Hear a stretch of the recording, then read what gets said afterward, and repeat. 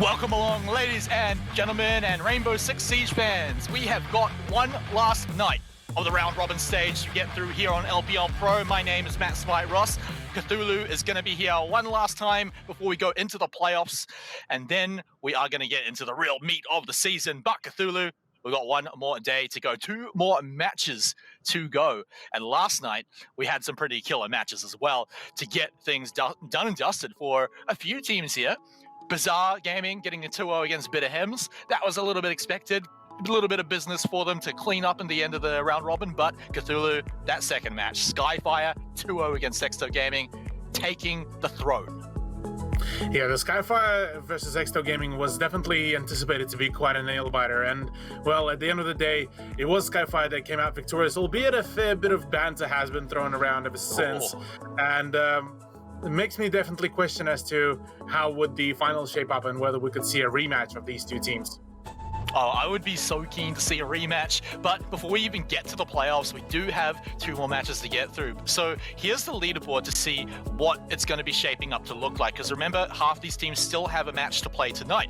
Skyfire, like we were just saying, just took the throne from Exto Gaming. Now, it looks like the round difference isn't showing up properly here, but Skyfire do have a better round difference than Exto, and that is how they stole that top spot. Then, of course, you've got Bizarre, who won their series last night. They're securing a spot in the top 4 for playoffs. And then FEROX have actually secured their spot. Again, the round difference not showing up properly, but because of that, Team FEROX actually has way more than PC419. So even if PC419 get a 2-0 tonight, they are still out of contention for playoffs. And then, of course, Bance, Shadownet, Bitter Hems, well, unfortunately, they're all down in the bottom 3 and will not be making it into playoffs either. Yeah, for Bitter Hems, especially yesterday, it was a bit of a not odd performance, but a bit of a feels bad, but overall, they managed to persevere pretty well. But let's talk about today's matchups. It's FEROX versus Bance, and then to follow up, it's Shadownet versus PC419. 2 matches that I reckon are expected to have 2-0s going for FEROX and PC419, but I reckon both Bance and Shadownet are going to be playing for quite an upset and maybe make a few headlines here. Yeah, because here's the thing. The matches tonight are not really going to change at all on the leaderboard, right? So the teams are kind of unlocked. There's no pressure. They're just coming in to have a good show, put on a good performance, and go out with a bang for some of these teams that aren't going to be going into playoffs. So Shadownet, Bance, especially PC419, who would probably be quite hurt that they're not going to be in the top 4 for the playoffs. They definitely want to go out with a bang for sure. So I definitely think we're going to get some real exciting matches tonight, even if they won't have too much of an effect on the leaderboard. So let's talk about this first one here, FEROX versus Bance. Now on paper, this should be an easy one for FEROX, right? Yeah, it should be a fairly easy one. I mean, FEROX were able to prove us that they were absolutely just nuts on some of the plays, but Bance might be also pulling maybe a few wildcard plays out there, so I'm definitely not excluding them just yet out of this matchup. Yeah, I think out of the underdog teams, Bance has a great opportunity, one of the best chances to upset, but let's look at who they're going to have to upset. It's FEROX, led up by Deptra, Sushi, Warden, Shade, and Todd. All names we've been recognizing throughout the season. Some you'll recognize from last season as well. This is a strong team, a pro team, and they are looking to end this one with a bang to move into playoffs. Yeah, FEROX already at this point, they've managed to pretty much solidify their position in the playoffs, so this one is, yeah, it's going to be one of those things that you wouldn't want to expose all of the big plays and save them for the playoffs, but at the same time, you would want to get those final few points just to make sure that you're all set, all fine and dandy there. And their opponents today, Bance Gaming, Pluto, Pre-Kills, Nath, Jaden and Artie. These guys, they've had a bit of a rough season, but here's their chance to shine. And so what are they going to have to do to take down that roster we just saw? They will have to do quite a whole lot of things, and definitely one of them is going to be hit their shots and definitely have to be on top of their game. That is if they want to get the dub to kind of close out the season here.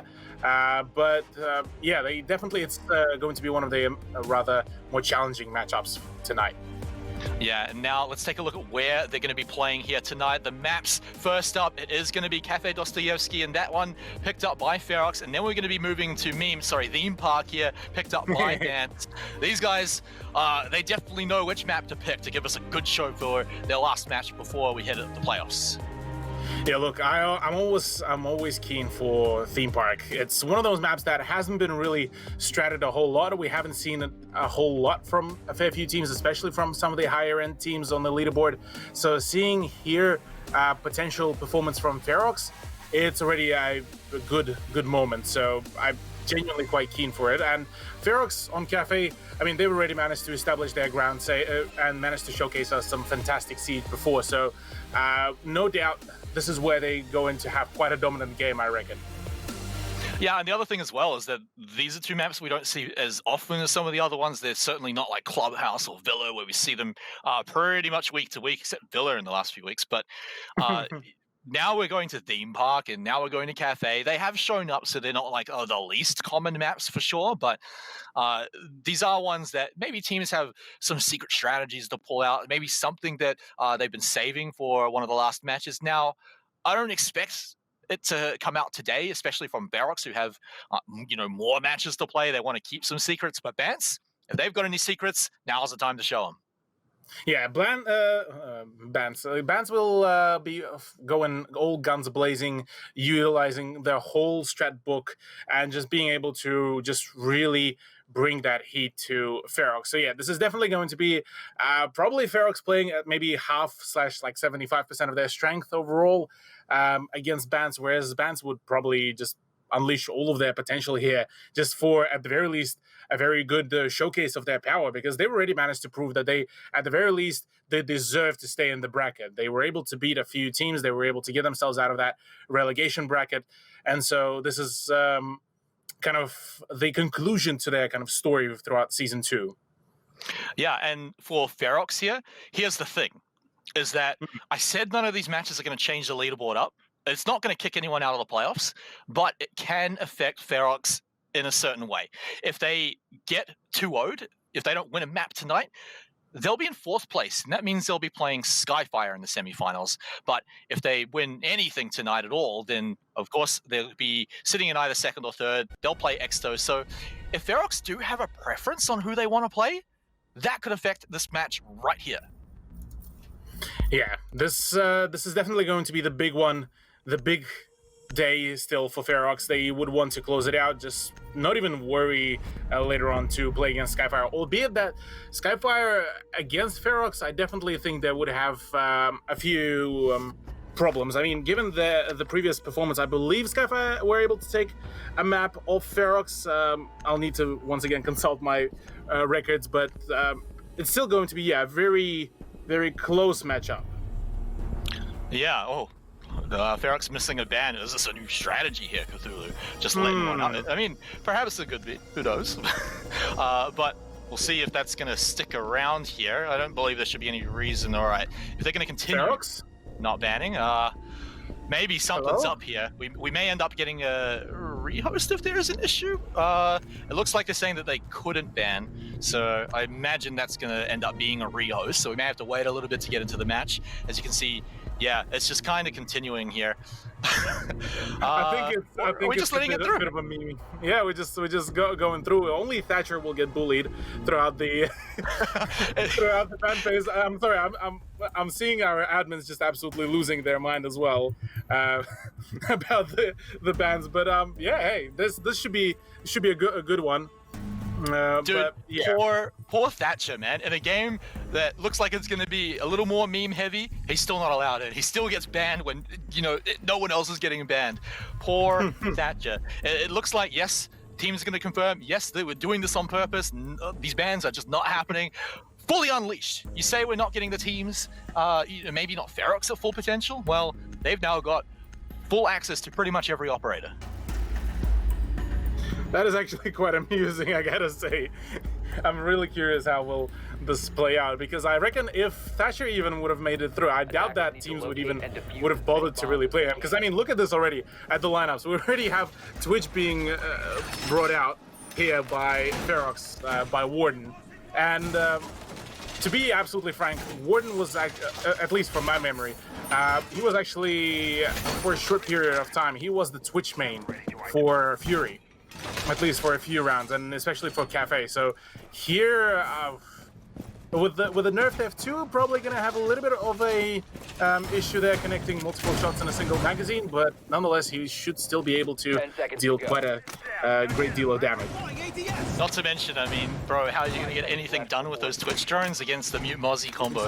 It's going to be so annoying to deal with it. I mean, maybe you can get creative with your shots, find sneaky ways around, but I feel like Banson just not really going to let that happen. So pretty rough for Warden with his interesting pick here with the Twitch, but let's see if it can work. Let's see if he can find a way to sneak in. You got Nate here sitting down at the bottom. He's going to be probably roaming a little later on. We probably won't get action from him straight away, or maybe he's going to start running along and looking for someone he can find. Yeah, well, let's see how things will go. Warden is the first one to enter with a drone, with the Twitch drone rather. Tried to maybe run some disruption, does spot a few mute jammers, and Artie has already managed to take quite a chunky amount of damage for himself, trying to make a run through. Curious how he will utilize Oryx, because generally we haven't seen a whole lot of large performances from him as an operator, so I'll have to find out. For now, it's just a drop down into the red stairs, and we're just going to be going through standard procedures there for FEROX. Starting to move through some of these rooms and starting to drain some of these ADS and starting to take some of them out. As Ban starts to fall, Shade and Deptra are picking up a kill apiece. No more Mozzie and no more Oryx. He said he hasn't had a great performance so far. Well, it kind of continues here, but I imagine in a game like this, this will not be the last time we see Oryx. So a great start here for FEROX. Let's see if they can finish it off. Yeah, it doesn't look like they will be, though, as it is Deptra who will be falling to a nice C4. There is some pressure from the IQ of Shade, but maybe soon there's going to be a gunfight. Oh, fantastic swing by Shade. That is a good start as well onto Nate. Only 2 people remaining from Ban's lineup, and Pluto and Papa, I mean, Papa rocking the suppressed SMG-11. That is like, if you want to go for swagger kills, this is the one sure way to do it. And Pluto, the SMG-11 brother of Papa, going to be just trying to hold down the angles, really. It seems that FEROX right now are just going for the full rank style mode, so they're going to be trying to get as many frags as possible. Yeah, and Papa and Pluto, they're just going to have to try and survive here. They do have a few gases in the pocket, so one is already going to be thrown out, but they're still continuing to fall. And in fact, that was the smoke, and then the mute soon to follow as well. A quick, easy one now picked up by FEROX here, only dropping a single player. Can I just say that the cookie skin that Sushi had on his Hibana Type 58 looks so nice with the 10 attachment skin. Like, it's a perfect combination of just making it look like an entire gun is just one big cookie. A deadly cookie as well. A deadly cookie. I mean, how delicious are cookies, right? You don't expect it when something so delicious starts shooting you so hard and being a real effective gun, but it looks like we are going to continue Cthulhu with the Twitch. He is going to continue to pop up. Looks like Sledge maybe not going to pop up as well, but I'm feeling the Doc run out here, or maybe not a run out, but more of a peek from Artie. So if FEROX are on their toes here, they might be able to deal with it, maybe even send the kill back. I can imagine maybe they'll be expecting it, considering the atmosphere of this final match here for these two teams. I wonder if we're going to see something done here by Artie, or if he is just going to sit back and play the responsible role. I mean, the fact that he brought on board the Magnum, I would imagine that he will be making a few of those peek holes as well, and maybe go for a few attempts at the one-taps. Because let's face it, whenever you die to a one-tap with a Magnum, That's already quite a bit of a trick shot that you can pull off. 10 seconds to go. Yeah, and you always feel like a real badass when you get it as well. Oh, So, yeah. you know, Artie, he always wants to feel like a badass here. He's going to be sitting a little further back, making a bit of a meme hole here, see what he can find. Attackers are heading out to defuse. It's going to be I like interesting this to see if position. yeah, this is really... he's definitely going to catch them by surprise with this one. You've still also got Nate, who's probably going to be throwing out a decent amount of out cams. He's already seeing some of these spawns. And man, he's just getting please tell me. full vision. Oh, please tell me he's gonna get that run out. Please He tell me needs he's going to work. He goes for that jump out. There's one. Can he find the second one though? No, he won't. It's going to be a clean trade out, and it's Warden for Nate. That was such a risk, man. Like, if he didn't get that, he was obviously going to be taken out. So he's lucky that he did manage to pick up that kill. Warden now off the table again. It's, yeah, he's going to be a little upset about that one. But of course, taking out the Valkyrie as well. Pretty fun one to pick back. So now we move into a 4v4 territory. This is where we're likely to see some pretty heavy anchoring by bans. But, oh man, this drone. Warden's All right. not happy. Yeah, Warden's not happy as well. Yeah, get someone else, please. But Artie is going to be the next one to fall. Deptra is going to slay that one for his team, and now things are looking a little more, once again, in FEROX's favor as they're starting to push forward. That push, the swing, coming back by FEROX, a double swing, in fact, and two arms are better than one. Deptra going to secure that one onto Lime Cordial, and now we're back to Papa and Pluto. Right, Papa and Pluto once again are going to be the last man standing, trying to maybe get some of those challenges done with the secondary kills, but no, instead it's just Todd. He's unrelenting with it, with the M762. And well, right now it's all down to Papa. He's getting tracked, no remorse whatsoever, and he's just gonna have a sit at that chair. He saw a very comfy chair, just like, you know what? Heck all this training, heck all this game. Just gonna go have a seat, have a chill. I mean, it's hard work sitting back as the smoke, you know, you have to reinforce some walls and then sit in the same spot for the whole round, you know. It's hard work, man. You got to take a rest after that. Not like poor Jaeger, who's in here every round putting down a million ADS and reinforcing all the walls and getting into position. It's just, oh man, the poor guy has so much to do. So Yeah. remember, the fact that we've had basically no bans means we're getting any operator we want, basically, except Thatcher. Mirror's going to be an option any round if they want to throw that one in. I mean, the fact that we get to see Valkyrie every round as well. Valkyrie, another one that's pretty much banned in most rounds here. And Clash also sees some bans, but only if teams usually play it. And Okay, we don't normally see it from bans. I'm really curious about that Mirror and Clash setup, because it's, first of all, it's generally a rarity that we see Mirror not being banned on KAFE. Two, it's a rarity when we see the teams play Mirror and Clash. It's also even bigger rarity nowadays. And for this very matchup, they probably are going to be experimenting maybe with a few setups, maybe get a few kind of meme setup with the Mirror windows, maybe try to do that whole crouched Clash setup that we've been seeing for like explode on Twitter for like the past maybe a week, if not like half a week. It deserves to explode on Twitter. It's the best meme shot I've ever seen. I'm surprised it's taken so long to have something like that come out, but just the angle, the view of the shot looks so ridiculous. It is ridiculous. And also maybe a little bit not safe for work for some people, but I wonder if we'll see it here. Maybe you'll get to see an example of what we're talking about. If you haven't seen it, just jump on Twitter and Reddit. You'll see it eventually, but I really hope Bans throws it out, because it is the most ridiculous thing to watch. Yeah, I think the whole idea with that kind of Clash usage came from initially when APAC North showcased it, when Giants were the ones playing on Clubhouse, where Lunametal was just blocking essentially with the Clash shield backwards, the Zafia shot. So maybe there's that. Yeah, Artie is just, he's feeling extra brave. Lime Cordial, meanwhile, got murdered somewhere in the off screen, and yeah, right now it's just FEROX just kind of swinging in. All right, it looks like the whole Mirror Clash combo not working out here for Bans at all. Sushi will be the only one to fall so far onto FEROX. A little bit of health damage has been done, but this is not enough for Bans to close out a round. Artie is going to have to do the most big brain Clash plays ever. He's going to have to do some sweet 360s to really stay alive, but just punch him in the face, man.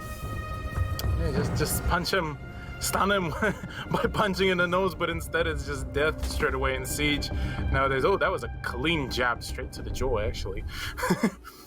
You gotta get it around that shield, man. Yeah, you gotta get it around somehow, yeah. But yeah, I mean, quick 3 rounds.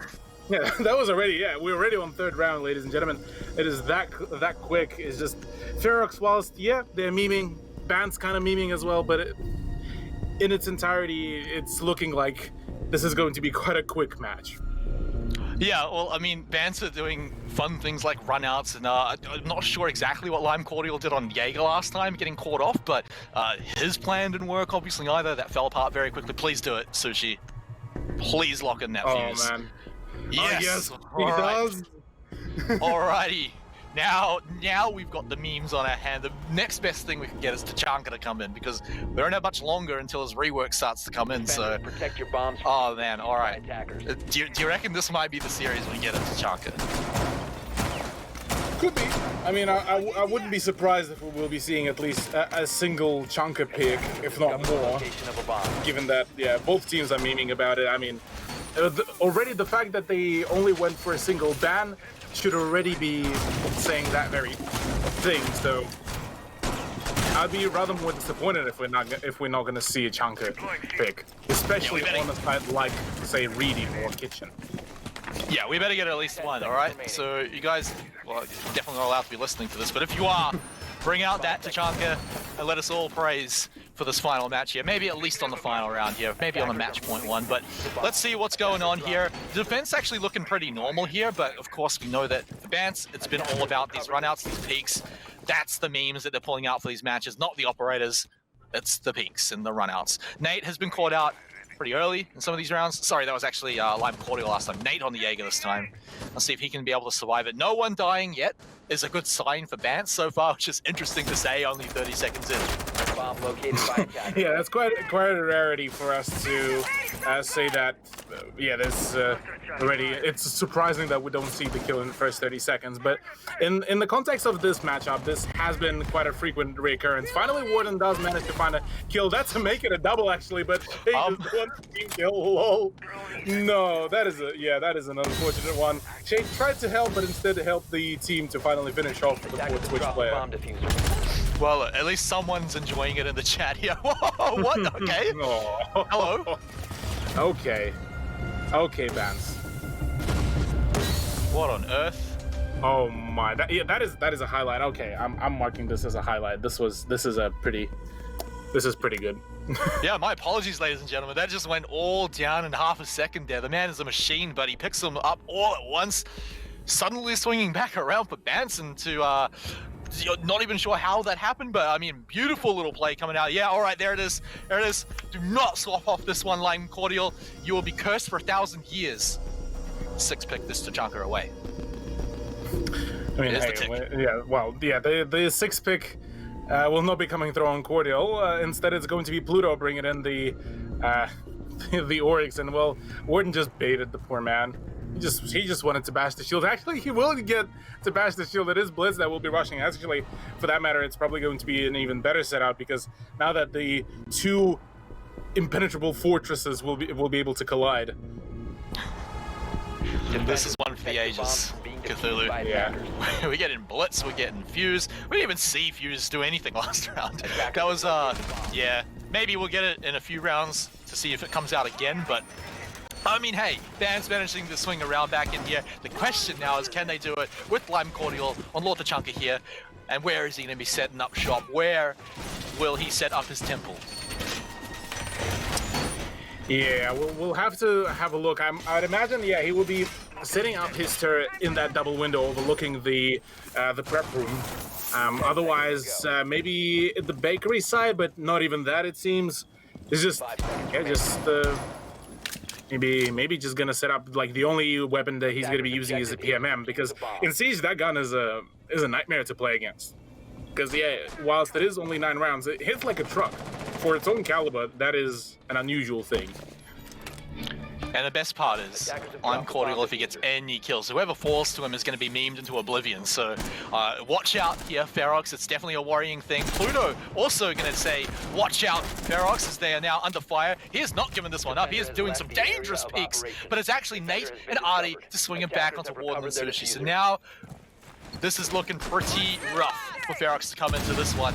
Do we get a Lime Cordial kill? Come on, man. Bring it out. Attackers dropped the diffuser. Oh boy, that was that run out by Artie as well, whilst the Ash of FEROX was just fumbling all around.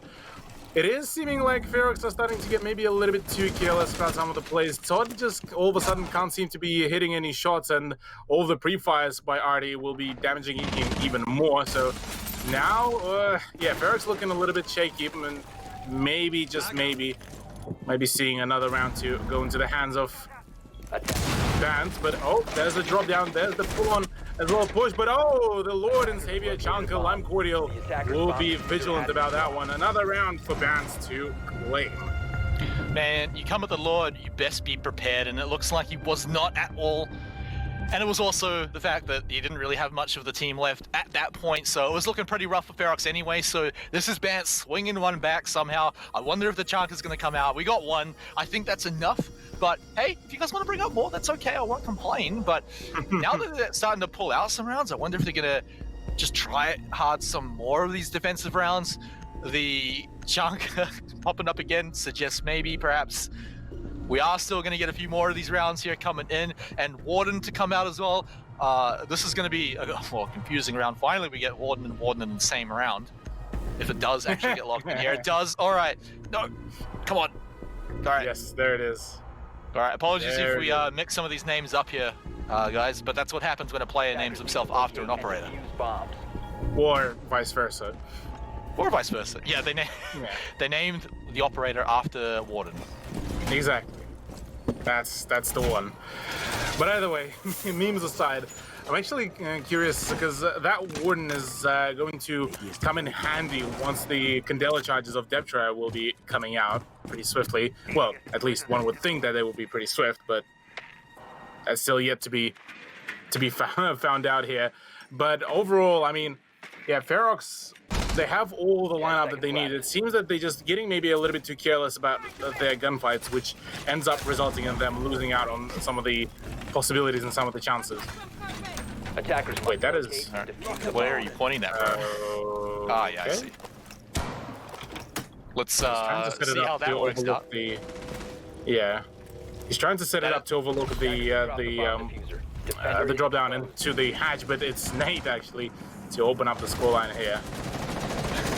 So again, it's a run out to start things off, and it works out once more for Bans, so maybe we might see them swing it back, but Deptra's also already lost a chunk of health here, but he did swing it back on the Papa just a little bit. In fact, maybe a little bit more in his favor, so let's see if he can find anything. He does manage to drop down some of the utility here, but for now, I think FEROX still have the tools to take this one out, although those tools are getting a little scarce here, as Deptra is the next one to fall. It looks like he did not get his job done here.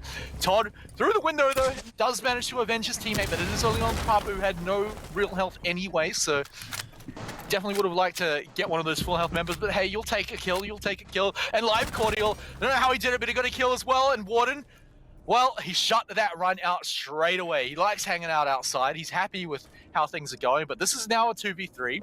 You're walking into an interesting three-man squad here on defense. Alibi, Chanka, and Warden.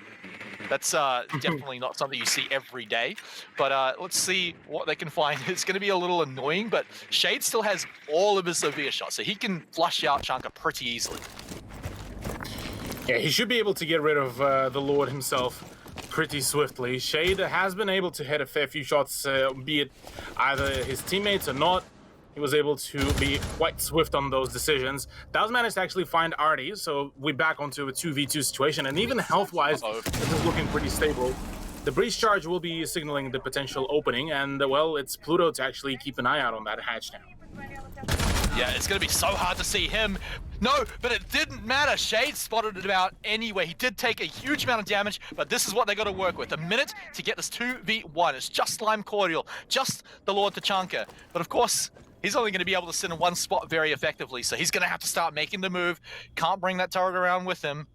He's going to have to see what he can find, but it is not going to be FEROX moving too hard at all. Still going to be camping their spots. The drones are going to be spotting him out, and now they make their move. Lime Cordial, he's going to have to find some shots through the wall to bring this clutch back. Shade, not a lot of health at all. And no, Lime Cordial, he's taking a chunk of damage, but he stays alive for now. FEROX working together as a duo. 20 seconds, and they have to make their move. Lime Cordial gets one. Can he get the other here? It's Warden on full health, but who cares if you've got full health? But you can just shoot him in the head. Lime Cordial with the clutch. Absolute mad lad there with the clutch. Lime Cordial being able to really bring in the fire there and being able to really clutch it up. Once again, make the big difference there for the team and push the first half into a 3-3 scoreline, as both of the teams actually managed to trade out the 3-round streaks between each other. Yeah, I mean, after the first 3 rounds, we were thinking, all right, this is looking pretty FEROX-sided. They're coming in pretty hard. The 3 rounds they won were all very quick as well, but it started to slip away. But now we're swapping sides, and of course, we're interested to see what Bants are going to do on the attack. Of course, Monty's going to show up. I mean, that should be no surprise with how they're playing tonight. But Nook as well, that is also should be no surprise considering how they've been playing. So again, very interesting. And I haven't even talked about the fact that Amaru and Kali are sticking around too. Yeah, Amaru has not really seen a whole lot of action, at least within this matchup, yet, just because she was getting shut down rather pretty quickly. But yeah, I'm liking this whole lineup. I mean, Nook, I love whenever we get some Nook plays, especially when the Hell device works out really well. The Kali shots, they could be very powerful, and well, Lamonti, he's a mountain. Absolutely, and now as well, not going to be able to Hell device right past these Maestro cams as well, so it's going to be a nice little cheeky way to get by, but of course it is quite binary. It either works very well or it works not at all. So let's see what Nate can do for that one. He's got plenty of tools for it, and it will be a big meme as well if you can find the kills, but he's not the only meme either. There's plenty of things that Vance can pull out here. Now, the question is, are FEROX going to give them some of their own medicine here? Are they going to be a little naughty and try to do something unexpected? We can see 4 members are all still pretty located on the site here so far. I don't know if we've got anyone running out, but Nate has shut down Deptra already. It looks like that was going to be the big play to be made, but the Monty now walking up the stairs, that mountain demanding to be answered. And they are going to stand their ground for now. They're going to throw some explosives towards him too. And it's only a little bit of damage though. Yeah, only just a little bit of a chunk. Albeit it did force Artie to be a little bit more cautious, maybe on a few pushes, but instead he's just going to... He hasn't find a nice headshot onto Sushi. Could he find another one though onto that mirror? Top will try to maybe apply some pressure, but instead it's Shade. Oh, Shade does manage to get that nice knife, and now it's all down to, well, the remainder of Bants, as they still have 4 more players. Yeah, I mean, don't forget, they've already set themselves up for a pretty good swing here, but Warden gets an even better one, and it continues as he picks up yet another kill, and that numbers advantage Bants had disappeared as quickly as they got it. Nook on basically no health as well. Papa on Kali is going to have to make something happen. That diffuser is going to be a little awkward to grab. He's going to have to go into some dangerous spots, but it looks like it's not being locked down at the moment. He's not going to want to fall for the bait, so he does grab the diffuser. He's got half the round to work it out. It is still only 3 people. If he can find these 1-taps, then maybe Papa and Nate can swing this one back in their favor.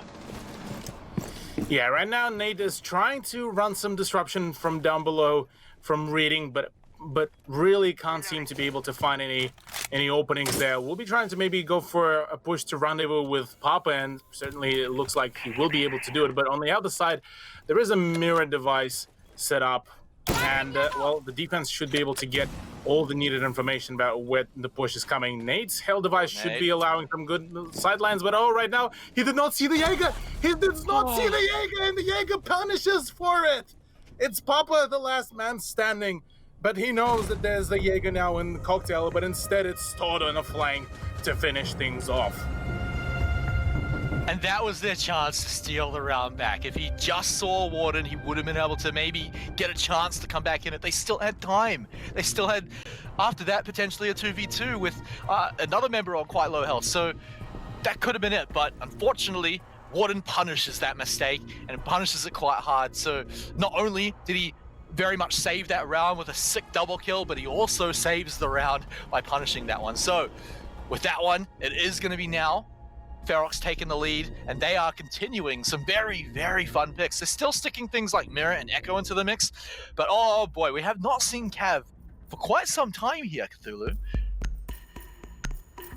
Yeah, definitely looking pretty fine with some of those plays. Curious how well whether FEROX will be able to continue. I mean, the Cav pick is already an interesting one to say at the very least, Attackers need to locate and it seems that both of the teams are very much experimenting with some of those picks.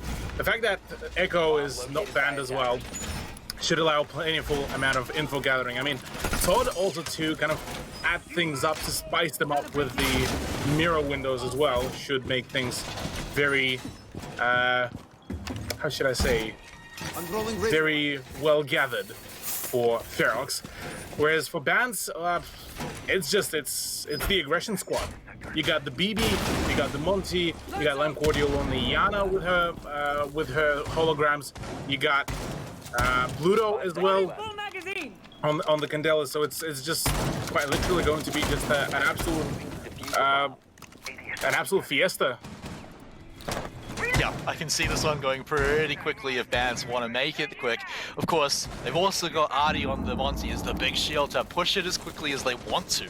So now, let's see what FEROX can do on the defense. Remember, they've got some interesting picks themselves. This one in particular, Shade on the Cav.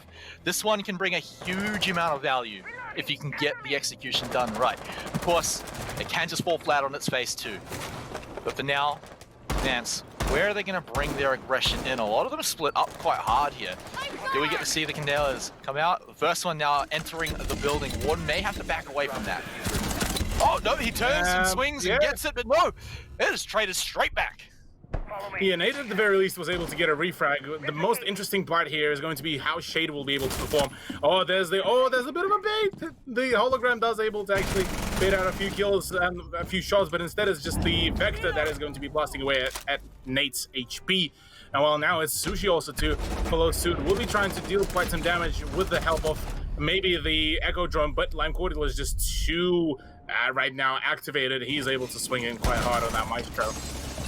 Well, 3v2 now, though, as Todd picks up yet another one. 3 full health members, so much utility, and they are still falling right now. Upper falls again, leaving only Lime Cordial. And he may swing one back here, but it doesn't matter. FEROX tie up the series again as they get another round under their belt. Yeah, they are quite unrelenting here. Round 9 to come through. And well, yeah, FEROX so far already on 5th point for themselves. Looking like they just might be able to swing away with the map win after allowing essentially 3 rounds to be gained by bans in the first half. Yeah, so pulling it ahead pretty strongly here. Again, we're still getting these fun picks. I reckon these guys are having a lot of fun with them, and I'm keen to, when we get into the interview with the winners, find out like who was having the most fun tonight, because you can tell that everyone's just trying to get out there, show off a little bit, show off their interesting picks, but this is looking like a much more normal defensive squad here. Everything looks very standard. You get the very powerful picks, like that middle 3 there, Mirror, Valk, and Echo. You don't even see those in games because they're banned all the time. So they've got an incredibly strong operator lineup. The memes have gone out the window here for FEROX, at least here in round number 9. It looks like they want to get it done. Then you look over at Bance's operator list. They're still doing it. They're still throwing in Amaru. Kali's still on the table. They've got an interesting squad here lined up. And again, because of the lack of bans, Jackal, who is quite often taken away, he's available. So they've got powerful picks for sure. But is it going to match up against what FEROX are bringing? The FEROX seeming to be, they kind of memeing about, but they're also kind of, they're sticking to the op picks that they are very comfortable with. Probably the type of stuff that they would probably maybe pick in the ranked games, maybe. I'm interested what Sushi will do with his yokai drone, because this is... Oh yeah, there flies the frisbee, the E1D of defense, but no, won't be really finding anything. But that was a pretty neato idea to try to do kind of that one-off trick. Yeah, it's either going to get a little bit of value or like nothing. So, well, it's now got not really too much. I guess it can kind of confirm that no one's spawning over there, but now he's going to be one yokai down. Let's see if Bans can maybe take advantage of that. Of course they don't. No, they didn't see it, but just turning around the corner, and Nate, he put his head in the wrong spot, and now Sushi grabs that one. Yokai down or not, doesn't matter. He got a kill. Yeah, solid beginning here to get rid of Nate, who was one of the big aggressors there. We'll be able to make the play, but oh, there's another C4. Shade to find the shot onto Papa, and well, this is looking like we just might be seeing maybe another turnaround and maybe FEROX claiming their match point here. Yeah, well, this is no reason to believe anything else. Shade... No, I'm sorry, guys. That was great. I loved it. Don't throw it around here, guys, but they should be able to pick up this last one onto Lime Cordial as they're all starting to run out. Sushi, just absolutely no fear as he's standing out. Maybe he should have had a little bit of fear. We have fear for a reason, but, of course, the big numbers advantage is enough to put them onto match point. Yeah, quality round to really come through, but here we are. Match point. Maybe this is going to be the end of the map as well. Going to be quite a swift one, gotta say as well. Not I believe only a single round actually went full length for us to actually witness. Apart from that, it was just an absolute frag fest here between the two teams, trying to just enjoy and have fun, really. Yeah, that's because both teams are just super keen for a lot of these runouts, just trying to see how much they can get away with, how much they can throw at the other team and still pick up the win on the round. It does look like FEROX are bringing back some of the fun with the Oryx, but still very powerful operator picks. A lot of their, like I was saying, a lot of their meme play is coming from how they're playing the round rather than their operator picks, but I mean, it's certainly working. Because they've got a lot of intel when they're picking up these picks. I mean, Val can echo a lot, especially when Sushi is literally chucking his yokais out at the start of the round. They can see quite a lot. And not to mention Todd as well on the mirrors, you know, for intel later on in the round. But they've got a lot of options on how to approach Bans here, especially as Bans are getting caught out a lot on the outside here from these runouts. Now we're throwing things in like Gridlock as well. I'm kind of interested in that one. Yeah, we're still getting roam plays for sure, but I mean, obviously nowhere near the level of more standard games. Yeah, I mean, this is in general far from being a rather more standard game. I mean, the scoreline probably is not saying that thing. We are having a little bit of maybe a few semi-serious rounds here and there, but yeah, I mean, even with operator picks, you don't usually see a whole lot of Chanka picks, a whole lot of Amaru picks, a whole lot of even Oryx picks, and well, even with the bans. I mean, usually people would usually be so used to seeing just the full set of 4 bans in there. At the moment, the only ban that we can see is just it's a Thatcher. That's it. Yeah, even a game with no bans, they still don't let him in. Poor guy. Oh no, they still don't even let Lime Cordial or Pluto in as they both fall down to the ground. They get to take out Warden on the entry, but it's still a slaughter against bans as they all fall down. Just Artie here on the Gridlock. He gets 1. That's all right, and he doesn't take any damage either. He does have the track stingers if he really wants to not get cut off, and remember the way FEROX are playing. They're not just going to turtle down, they are going to hunt him down, I imagine. And so he's going to have to be careful turning these corners. It's still obviously a very hard clutch to make here. He's got to make 3 more kills here, and these guys are all that intel that I was talking about. They're going to know exactly where he's coming from, unless he's finding every single cam, taking them all out, and even then, there's still the yokais to worry about. Artie, I mean, it's going to take a miracle getting this one done. Yeah, well, he still has plenty of time to maybe try to bait out a few gunfights. Oh. But instead there's going to be just a knife in the smoke. Sushi. Oh, man. Yeah, he just decides to just go in for a very flashy way to just close it down for the map number 1. But that was a pretty swift one, gotta say. As FEROX do claim their at least first map and a single point for themselves so far. Yeah, rounds were quick. The map itself was very quick. I imagine we're going to continue to see things like this as we continue on to the theme park, because that's certainly going to be what's going on here. That was so quick, man. I can't believe it. I mean, we don't even. I don't know, man. Like, do you reckon we're still going to see the same things coming out here as we go to the theme park? It looks like there's not really any reason for it to stop. It did seem like FEROX wanted to start closing the game out a little bit quicker, but they were still messing around quite a lot. For fun, of course, and it's still working out, but messing around they were. Yeah, both of the teams kind of just enjoyed the game, just played it out, and well, yeah, they just did all for the friendly banter. Yeah, well, look, guys, I laughed so much during that round that I'm going to have to take a bit of a break here. I'm going to catch my breath, and I recommend you guys do the same as we're going to go to a break, and when we return, well, strap in, because we're going to the theme park.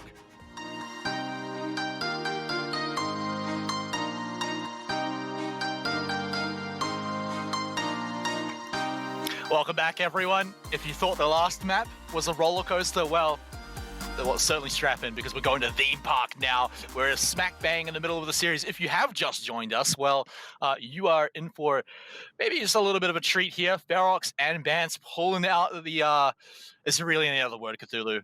Pulling out the Fiesta. Oh yeah, it is a Fiesta one way or another, and the Fiesta will be continuing on map number 2, where it is going to be on theme park.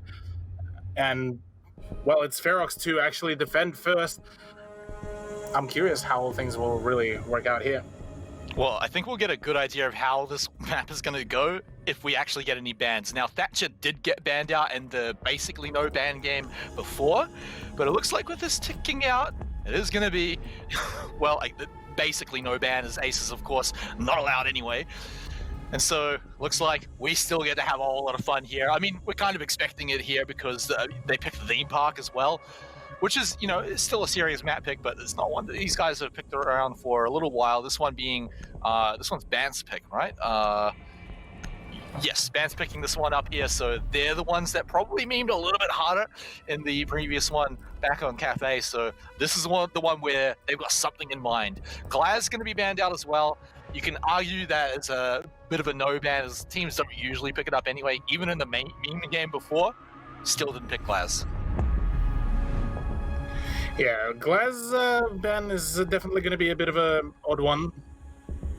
Even though he's not in the meta, he still has the frag grenades, but he's not as powerful. The Glaz and Ying meta are kind of usually now being kind of negated by the Yegi and Wamai, and well, it's going to be a bit of a difficult one for Glaz to even make any kind of plays. But yeah, it's going to be Ace and Melusi to band out, even though they can't even be played in any shape or form. But nonetheless, we're going to see them banned. Yeah, and now let's load into probably going to be the most fun match of the whole season. Remember, of course, ladies and gentlemen, this series will not affect the leaderboard moving into playoffs at all. Everything's locked in. The only thing that might change, in fact, actually can't change anymore, because FEROX has already picked up one map. So everything is now locked in for these two teams. This is now them showing off, perhaps playing a few operators that they don't normally get the chance to, and show off on those ones. That Fuse there is one that I'm keen to see stick around. So let's see if it does come in again. Of course, it did show its face in the previous map on KAFE, but it looks like Buck is going to be the deal. And this is looking a lot more standard here for Bance. Yeah, this is looking a little bit more serious. Maybe they're going to try to play a little bit more of a serious game here for themselves. Maybe we will be seeing something, still some unconventional plays. You can still have a few very funny rounds with even some rather more conventional operators, whereas on the side of FEROX, they are going for at least the French duo with the Yakov. They can still deal quite a great deal of damage here, and instead it's just going to be just one-tapping Warden. Poor Warden, man. Poor Warden. The poor dude gets run out the first few rounds on the last map, and now his own team is doing it to him. That one's a little bit, I don't know about that one here, FEROX.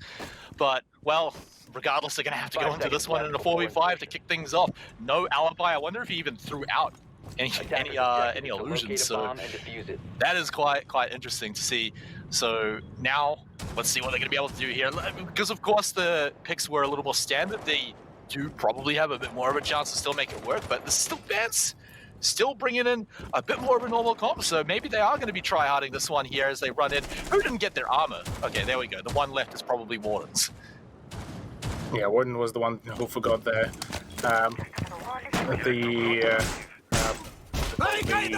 armor plate, and yeah, now it's definitely going to be a little bit of an upsetty for the man. Maybe that was one of the reasons why he got TK'd.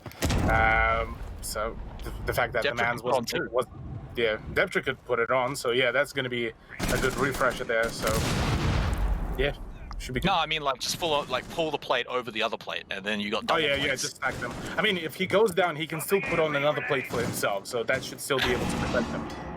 Yeah, although he doesn't get the not being down again thing, so that will unfortunately be lost. But of course that plate, I wonder if it will be a factor. Of course, yeah, you did mention the dock, but still 4v5, and now we're starting to blow things up the floor, getting out of here. And let's see if they can find through the floor. Not finding anything just yet. I don't think they even saw anyone here from FEROX. And right now they are just going to be looking for a bit of a camp, seeing if anyone's going to be walking into their shots. For now, they've got a pretty sweet position. They've already, got one operator down on the defense. Yeah, this is definitely going to be quite a tall order there for FEROX to try to make a return, because already there's so many breaches to be done, and Nate is the one to find the shot. Wait, what? He saw him. Just goes in for the one tap. And he only takes one. He knew it was going to be a one-tap too. The carnage continues, Cthulhu, as Vance are continuing to rip through them. And it's just everyone picking up a kill here. Vance making it look easy here on round number 1. Shade the only one left. No more Vulcans left. Maybe he can go grab another plate. No, he hasn't even gone down yet. He's not going to be able to get that one. Falls down. And the only thing that remains for FEROX's defense is that one armor plate. Yeah, I think the reason why Warden got one tapped is because he didn't join the ACOG club that was being brought on board there by FEROX. Because if you had a look, we had pretty much 4 operators with the ACOGs, but couldn't really, but yeah, weren't really able to find a 5th ACOG player. I don't think there is nowadays. Oh no, wait, you can have an Echo with a MP5 SD, but yeah, I suppose that wasn't the plan. Well, hopefully, if you're Warden, it doesn't happen again. The poor guy. Maybe. I wonder if we'll see a revenge shot though. I wonder, or maybe he's feeling mad and is going to take it out on Vance and try to push them with a bit of a cheeky move and go for a peek. Maybe go for a run out. I would love to see a run out from him to see if that does come out. We did. Spy a few interesting picks coming in. The Lion now thrown in. This is an operator that has been picked up a little bit more than the recent weeks, but still fun to see. It's definitely something to be used to swing around and pick up any locations of the defenders. This time, though, they are going to be going up against a full squad for FEROX. They actually have all 5 members this time. I will hold my breath for the last 20 seconds of the prep phase. Maybe they're going to trick me again. But I hope for Warden's sake that it's a 5v5. ADS deployed and ready to... Yeah, one would only hope here, thinking that maybe the man would actually get some uptime for some of the plays. But apart from that, yeah, I don't think there will be any large chunk of play to be made per se there, at least if there was a TK. So a clever idea too for FEROX to not TK one another here. Yeah, 200 IQ. This is why they're one of the top teams, not team killing their own members before the rounds even started. This is how you come back in a match, ladies and gentlemen, so take lessons. And you may want to check out where we've got Sushi, where we've got Deptra, and where we've even got Shade as well. He's already picked off Nate. And he's just going to get out of there, take that one and leave. Todd also picking his one up, and this one, it's swinging back hard for FEROX. And still, though, it is within reach for Pluto to grab another one. He got the revenge onto Deptra, who is relaying so much information, and he's still going on a tear as he gets Todd out as well. The Warden now off the table here. And man, the jump scare for Lime Cordial was a bit too much here. Because unfortunately, he did fall to a little bit earlier. 3v3 here, Cthulhu. My device is ready. Yeah, after all of those trades, Sushi will be trying to find the shot. He has a pretty well locked down doorway, so it will be forcing the Lion to play from a very passive position. But oh, the flashbangs are going to be there. He's all fully blinded. Sushi will be trying to get something, but instead it's Papa to finish him off with a pistol. So a good flashbang, but so much utility was dumped there to even try to slow things down. So that was probably quite painful on the eye side as well. Yeah, the poor guy got like triple flashbanged at once. That's really got to be like permanently damaging to someone. But let's see if they can get the 2v3 done here. Warden and Shade, definitely some clutch players for sure, but this is now a 2v3. Could very likely turn into a post-plant situation. As Pluto getting close to the site. They're still trying to get these frags out though. I don't know if they're actually going to go for the plant here. So they're still taking some steps towards the site. But look, it's Warden sneaking up on them and no one saw it coming. As Artie falls down. Now we get that 2v2. Yeah, the 2v2 could be huge here if it comes through, because this could really mean if they manage to actually stomp that push by Bant, FEROX could really swing the momentum in their favor. But oh, the pixel angle will not be working there for Warden, and it's Papa to claim the map number 1. Yeah, Sorry, and that just not felt like not number 1. The round number 2, rather. Sorry. But their first round, so in a way, it's kind of round number 1. It's for someone, but well, Bant's still 2 rounds ahead right now. That one's certainly a little bit closer for sure. It's certainly an interesting one, considering that Bant's got a super strong start as they entered in pretty strong. But yeah, I mean, it still came down to the wire. Now we're getting things like not coming back in here. I wonder if it is going to stick around. We'll just wait, but there's still just a bunch of fun picks coming in still. Warden's still going to be played here, as it does stick around, I believe, unless they do swap back to Mozzie. Nope. All right, cool. So we do still get to have some fun picks here, Cthulhu, here on Theme Park. But Bants, 2-round lead. I mean, of course, if Bants do pick up this map, won't really change too much in this series. So there's not a whole lot of pressure on them to keep it up. They will want to keep shutting FEROX down. It would be a massive good look for them if they can do it pretty standardly too. But remember, this is such an interesting game because even if teams decide to start operators that are a lot more standard, like we are starting to see a little bit more as the round goes on, well, there's still so many operators that we don't normally see because of the lack of bans.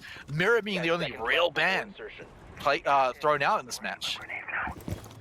5 seconds. Yeah, that is a good point that you're making. Yeah, with Mirror being kind of the only serious one, it does leave quite a fair bit of ground for both sides to actually practice their pushes. And quite honestly, I'm all for it.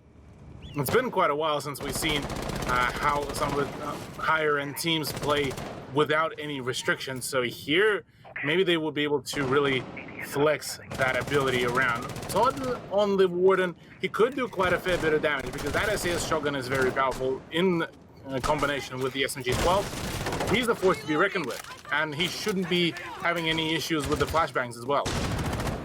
Yeah, throwing those flashes in, it's against the wrong guy.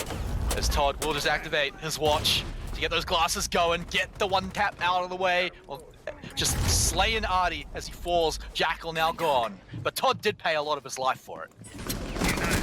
Yeah, still a fair bit of damage done. It's Nate and Pluto, though, to claim the lives of Todd and Deptra.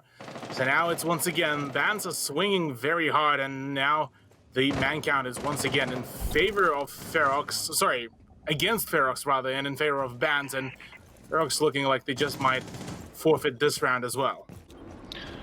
Well, we'll see. We'll see, of course. I mean, these players here certainly can clutch. They didn't pull it out last round, of course, but as Shade falls, I'm getting a little less confident. Just Sushi and Warden right now to go, and they do not have a lot to work with. Warden, he gets his kill, but he took a little bit of damage, but not enough to really make a difference. So the path to victory, they've taken the first step. And they continue. They take the second step. That is a giant leap for them right now. FEROX, though, have started to fall back. That's one step backwards. Now it's just Sushi. Lime Cordial is all but dead. Pluto, though, is going to be the main threat right now. And he's going for the plant. Sushi, is he going to take the bait? Going in. He doesn't see it. He gets the shot. But it's the cost of his life. And Bans will take that round. 3 rounds in a row for Bans there. Being able to really bring in their power, maybe just able to occasionally outsmart and maybe play for picks here against FEROX. It's also not a bad idea, because the way how we so far been seeing bands play is just in a very very well coordinated way. They are definitely seeming to be putting a whole lot more effort now comparative to what we saw on KAFE. Whereas with FEROX, I'm still a little bit questioning there.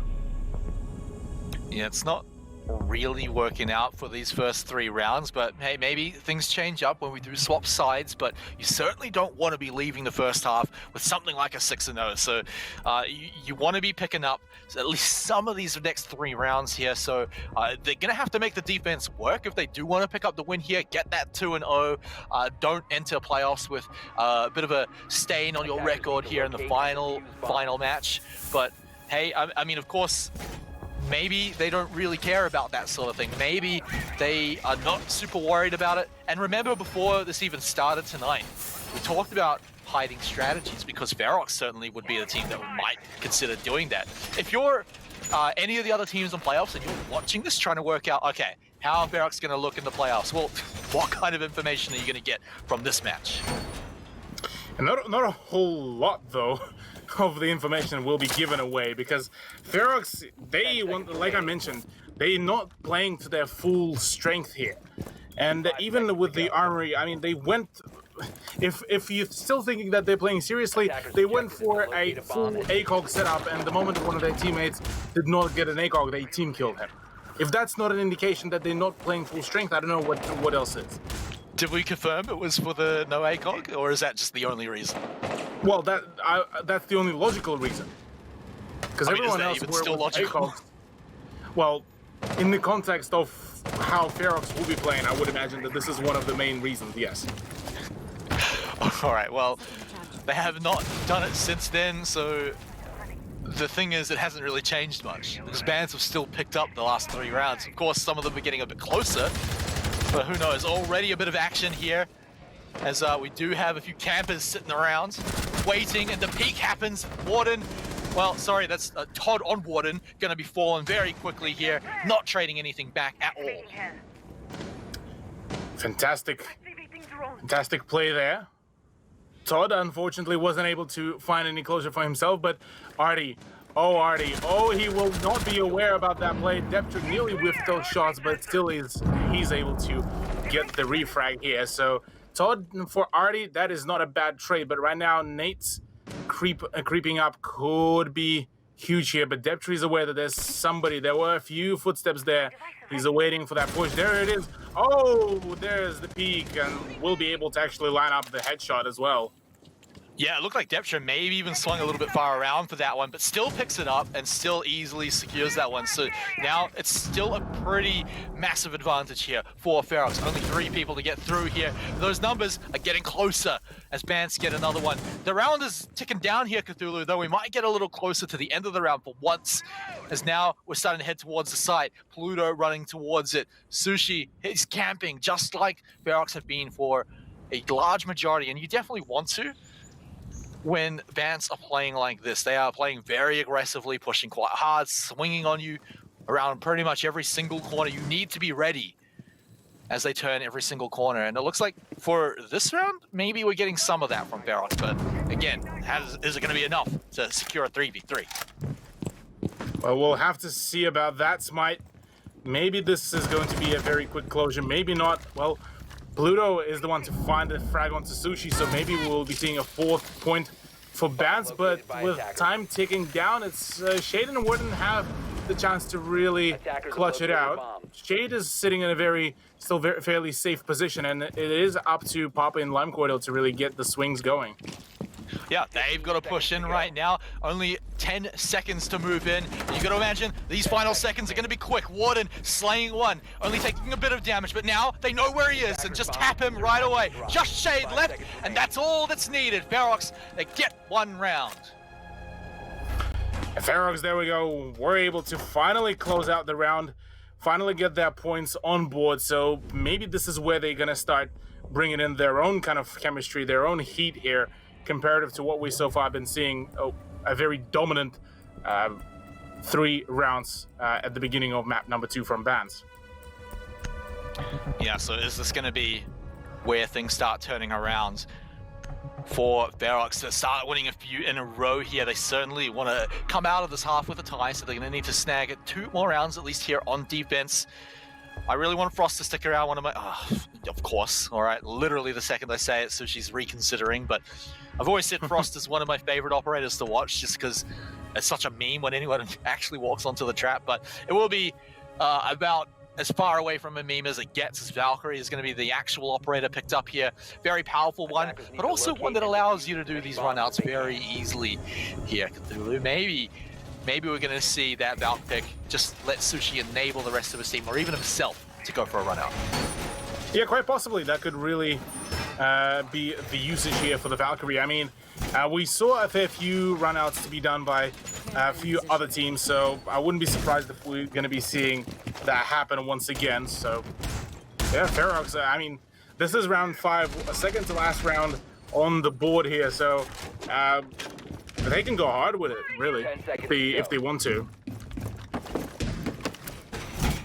Okay, now, so just getting the final preparations done here to start withstanding the Bance Storm. One more round in Bance's pocket would be a great thing for them. They'd be stoked to just finish off the half with at least 4 wins, so they've got 2 rounds to do that. We've got Todd once again sticking around, waiting for someone to walk in. He's going to be able to maybe hear some of these movements on the outside. Very patient, just waiting for that one, but we're going to just start opening things up right from the top. Will be sitting under that table, able to really make a comeback and actually return back to the side after just blowing up the castle barricade. So the cool guys don't really look at back at the danger and able to really just come in back into the site with a bang. But who also was able to make a very big entrance is Pluto and Lime Cordial. They're already on site. They're going in for the plan. There's the C4 as well. That's fine to shot. And there's already the crossfire being done here. An attempt to peek, but Lime Cordial is faster. The R4C is just better. Another contestant to come out with the MP5 as well could be coming through, but it's Bans just all plowing through the lineup of FEROX here. Yeah, and just like that, the final member walks into their sidelines. They pick it up. That C4 just a little bit too late to deny that plant. And it was all downhill from there for FEROX. Another one under the belt for Bance, and they are stoked with that one. Like I said, they'd be happy to walk out with 4 wins from this half, but to make it 5 would set themselves up to at least even up the series here and go out with a bit of a bang before the playoffs begin. And they wave goodbye to FEROX as they move on to that in the next week. But FEROX, well, if they want to make this defensive half look a little bit better and maybe set themselves up to make it a 2-0, well, they'd have to do it here. And maybe we'll find again something real fun here as Oryx is being teased for us here, Cthulhu. Yeah, tease of Oryx is not a bad idea. I mean, we haven't seen a whole lot of success for the man, but whenever he gets those frags, he can make them look like just the absolute highlight of the day. So wouldn't be surprised if we're going to be seeing exactly that very thing, but only time will show for the time being, as we are just transitioning into round 6 after Bance pretty much just shut down any kind of momentum that could have been gained there by FEROX. Yeah, and they're going to have to bring one back here to make it not so bad. If you look at Bance's lineup again, they're still taking this one a little seriously. They're throwing now Maverick into the table, so even more breach suggests that maybe they're going to play this one a whole lot more standard. May catch FEROX a little off guard here because it's a little different to the last few rounds here, but remember, you know, these teams play at standard all the time, so it shouldn't be too hard to work out once they find out what's going on here. But this could throw a huge spanner in the works here. The Doc Peak can always find something amazing. Not a whole lot of risk in here, and it looks like it's going to find perhaps not much at all. Yeah, I'm curious about that depth position as well, and oh, that is a naughty angle that Sushi has got set up, but I don't think he will be staying there for much long. There is a breaching charge to be planted, and well, he will be trying to contest a few angles. Does actually connect the shot onto Papa as well, and will be able to walk away scot-free without taking any damage. I can't believe he got that shot. That's ridiculous. He just swung it across and found one in the head, and just like you said, scot-free as well. Just got out of there. I mean, Warden being the only damage anyone's taken, I imagine he probably just did it to himself as well. So this is, yeah, another one that's looking pretty sweet for FEROX. But as I say that, Sushi's walked into the line of sight of Nate, who's been having a pretty fun few maps here, fun few rounds, and well, now we're back to that 4v4. Sure are. 4v4, it seems the moment FEROX are starting to lose out on a few of their operators, they can't seem to be able to really get the momentum back into their favor, but maybe this is going to be the comeback round. We saw one of the rounds to be clutched out by them, so maybe here is their kind of almost a road to redemption here. Who knows, but only time will show at this point. So once more, as Deptra takes out Lime Cordial, this is going to slow the attack down a whole lot without that Ash player. Now Artie, though, gets the revenge, and now Deptra, that Vigil roam, going to be gone. They still have to worry about Shade. He's sneaking around, and this one might be the way to get it done, as Artie read him like a book and just takes him out around the corner. Just Warden and Todd now to find this 2v3. Pluto, though, not a whole lot of health, so if they find a quick little sneak peek onto him, then perhaps this is their ticket back in. Ready. Sure could be. That very much needed tick as well, but for now, we need to start keeping up those frags. Finally, Warden will be finding another frag for himself. He knows that there's one more in the arcade, and we'll be running right into him. That's a nice 1v2 now, but Pluto has been known to find a very few nice engagements for himself. Unfortunately, he is quite low in health and was able to tag up Todd to just about 70 to 65 HP, so here on, it's just FEROX are going to play the waiting game. 25 seconds left to go. Not a whole lot of options there for Pluto, as well as he got spotted on his attempt to rotate. So here, he's just going to play as quickly as he can. Yeah, pretty much just has to hold down that Shift W, run in, and hope he gets the picks. 9 seconds to get the kills. May get one here, but whiffs so much on the aiming, but gets the job done to secure it. And there it is. He walks into the line of sight, unfortunately. Not a whole lot of time left, and all the risk had to be taken. And look at this man here, Todd. He just got to sit back down and relax and wait for the end of the round. Sure did. Not a single issue there for the man to defend the site in any shape or form. He was able to claim it and keep it for himself pretty steadily. So overall, this has been a pretty solid setup for the man. And just like that, Bants get to walk out with 4-2, so FEROX, even though they brought a few rounds back, it's still a bit of a disadvantage, but now we swing back, setting them onto the attack. What are they going to bring out here? It looks like the Twitch is still going to be picked up.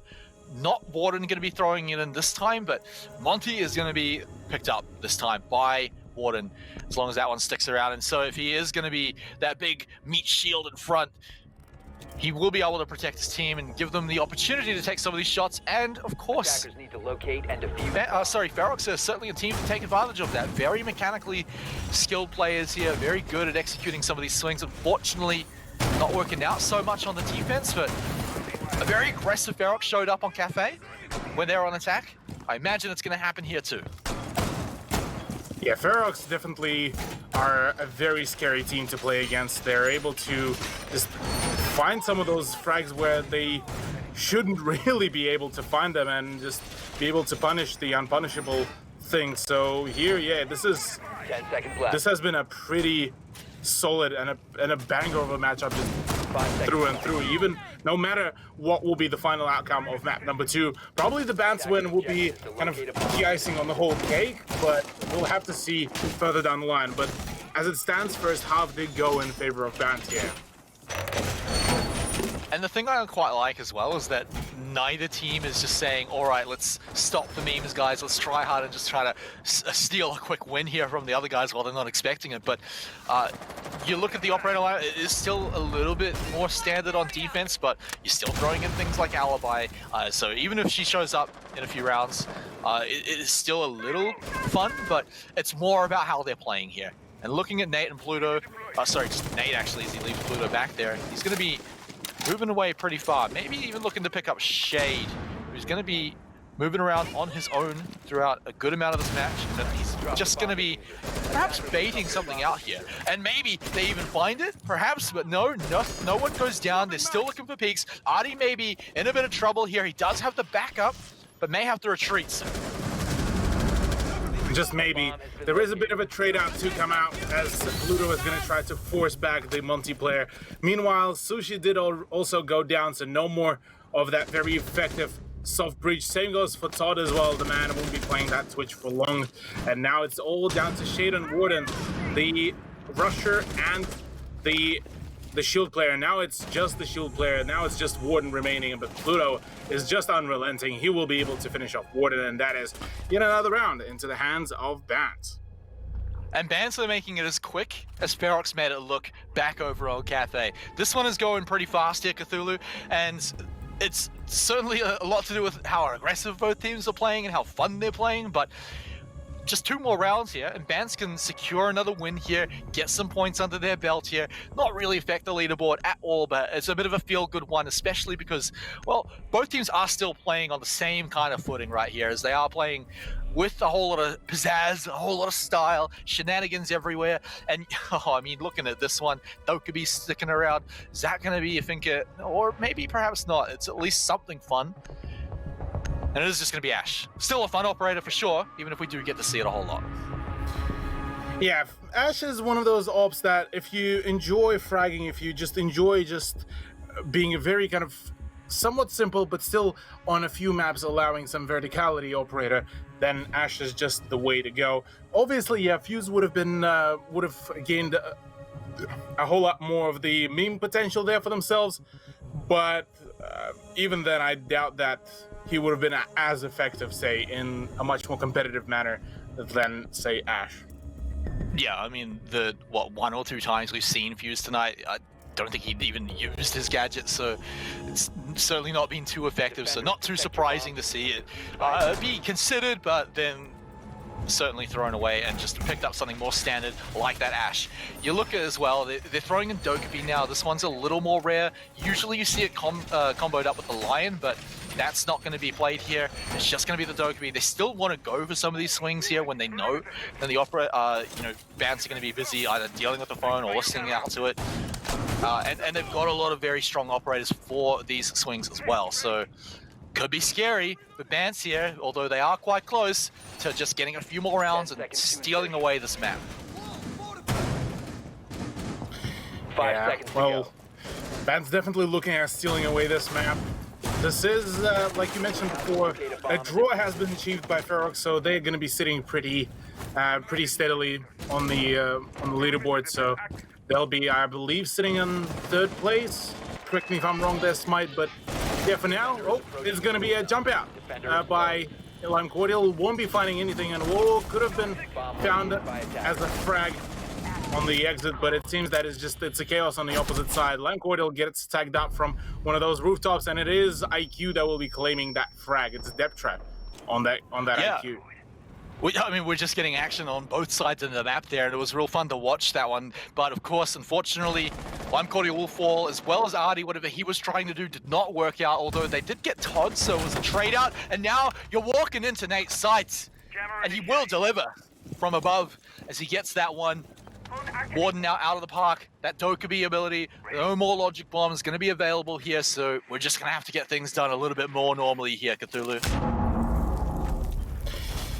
Yeah, we're just gonna have to make things a bit more conventional there for each one of the teams. But in a 2v3 situation, again, Shade and Deptra are still a very able bunch of gamers, and they are able to find the shot onto Nate. Even he is amazed by that one, so very nicely done. So now down to Papa and Pluto. Papa is running the Org A3, so there's a much slower rate of fire weapon, so that could definitely put him at a disadvantage in the gunfights. But if he's able to connect the shots onto the head, that's all that matters there. Yeah, oh no, you're going for the Claymore, and you get your feet shot off. Deptra is going to be limping away from that one. Not much health to work with now, so it looks like Shade is going to have to do the majority of the lifting here. Although, you look at the health bars, you get the similar story for Bants. Papa might have a little more health, although they just evened it up a little bit more. So now, now it's actually a very even. So let's see if they can find a way to make it work. Shade and Deptra looking for a pretty decent crossfire here, approaching from very different angles, but they have 50 seconds to make this one work. They're trying to see what they can find, but eventually it's going to have to be FEROX moving in, because I don't think Bant's going to be moving from these spots. Yeah, Bants are just sitting pretty really on their positions. Papa will be having will be getting a really nice indication as to where he's going to be playing from, and Pluto, first engagement against the Hibana, should be definitely winning, at least rate of fire wise. There's going to be already some crossfires being done. It's all down to Deptra, Papa rather, but with 13 seconds left to go, he has the chance to deny this 1v1 situation, and he does find it, a double kill to end the round. Bants claiming yet another round for themselves here. That one so easily could have slipped away from Bants, but Papa, the absolute Chad, sitting in the corner, making sure he gets it done for his team with a double kill. Match point, thanks to that Cthulhu, and now Bants can just take this one away incredibly quickly. They're trying to speed run here on Theme Park, and well, I hope the other teams are going to be ready for an early match, because otherwise we may have to take a long break. This one's getting done so quickly, especially if Bants can just get this one more done here. It looks like this is going to be taken a little more seriously maybe by FEROX. The Amaru is still sticking around, so still something a little bit interesting, but Bants are certainly keeping the strong operators too. I mean, you look at that, that looks very normal. You see that pop up in many, many games. So let's see if they can get it done just one more time against FEROX. Yeah, they only need a single round to do this. Don't think we will be seeing any kind of success there from themselves, but well, sorry, from rather FEROX, because so far Bants are just unrelenting, and FEROX, but honestly, doesn't look like they're even bothering really to try to get any sweat strats going. So maybe this is where we will be seeing the closure of the map. It could be indeed. This could be a real interesting one here on the final, perhaps final round. I don't imagine we'll see anything too crazy, but then again, I've been saying that for a few rounds, and you still have things like Lime Cordial sitting here waiting for anyone to approach the door, catch anyone just completely by surprise, just take the round for free. And you know Nate, well, he's looking for it. The cam goes out. Is he going to be able to spot anyone to claim as a victim around here? He sees one, and he knows just what to do as he swings around, and very quickly, just 10 seconds in, Todd is gone. He wants more though. Yeah. He's hungry. Maybe gets a little bit too overzealous there, and will be punished for his greed there by Deptra. So nicely done, good trade. But FEROX already losing out on Amaru. That is definitely going to be hurting the general pace of the game. Bomb located by attackers. Yeah, pretty rough to lose one of those ones out. Nate, well, could have been a sweet, sweet double kill, but now we just get the 4v4.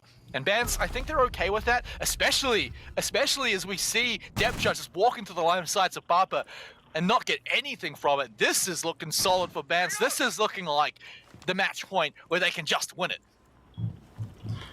Sure do. Wharton, getting a whole lot of tag outs, but Papa with a long angle is able to really win out that engagement.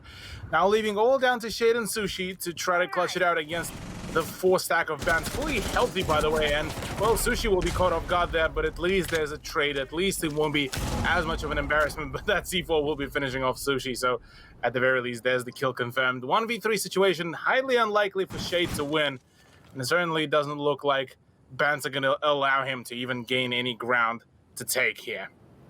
Yeah, but he's banking on the fact that they want to push into him. They want to have some fun with this one, but he will just drop down instead. Knows he's got to move, but drops down to his death instead and hands over Theme Park to Bants as they tie up that series.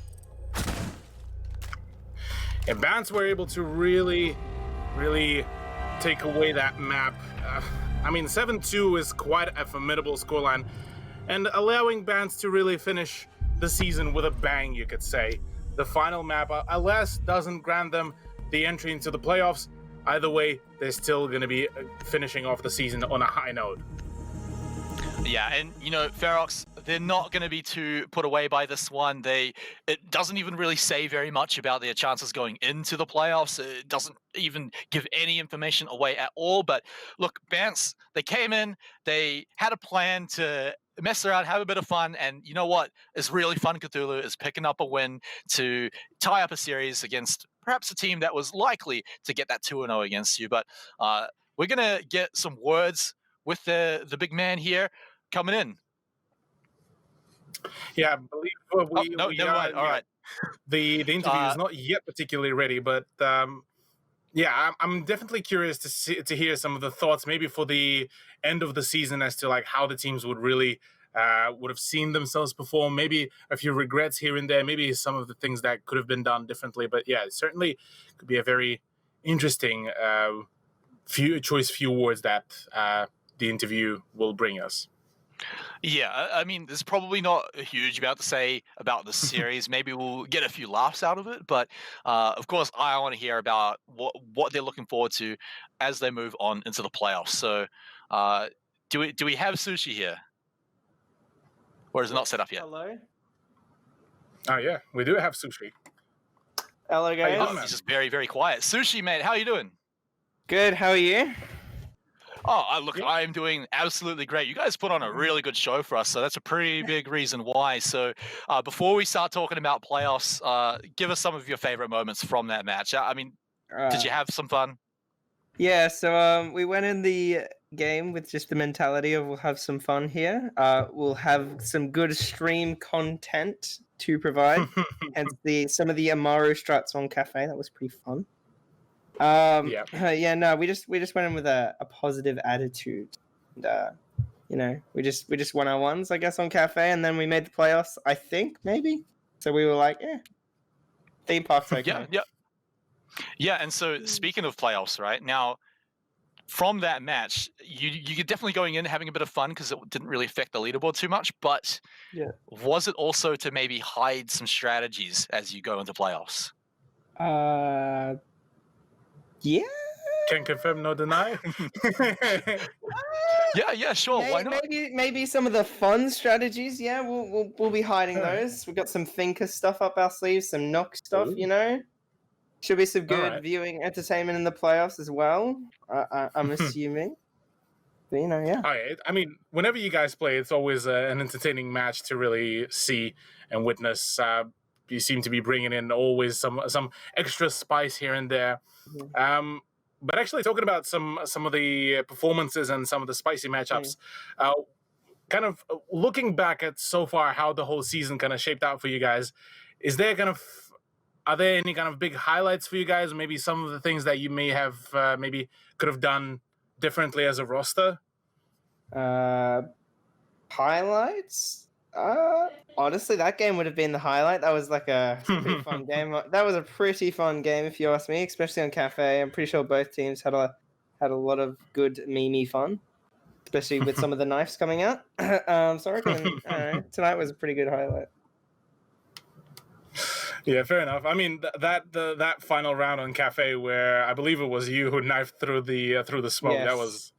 That was the quality content. I believe the call out for me was to just run up and knife him. So got to trust the teammates. Bro, you crawled up and knifed him.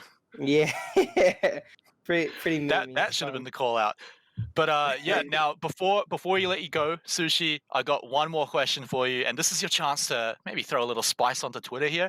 You're going to be up against EXO in your semifinals, I believe, unless something weird happens with the leaderboard. So, how do you rate your chances here? Is this the team you wanted to go against in the semis?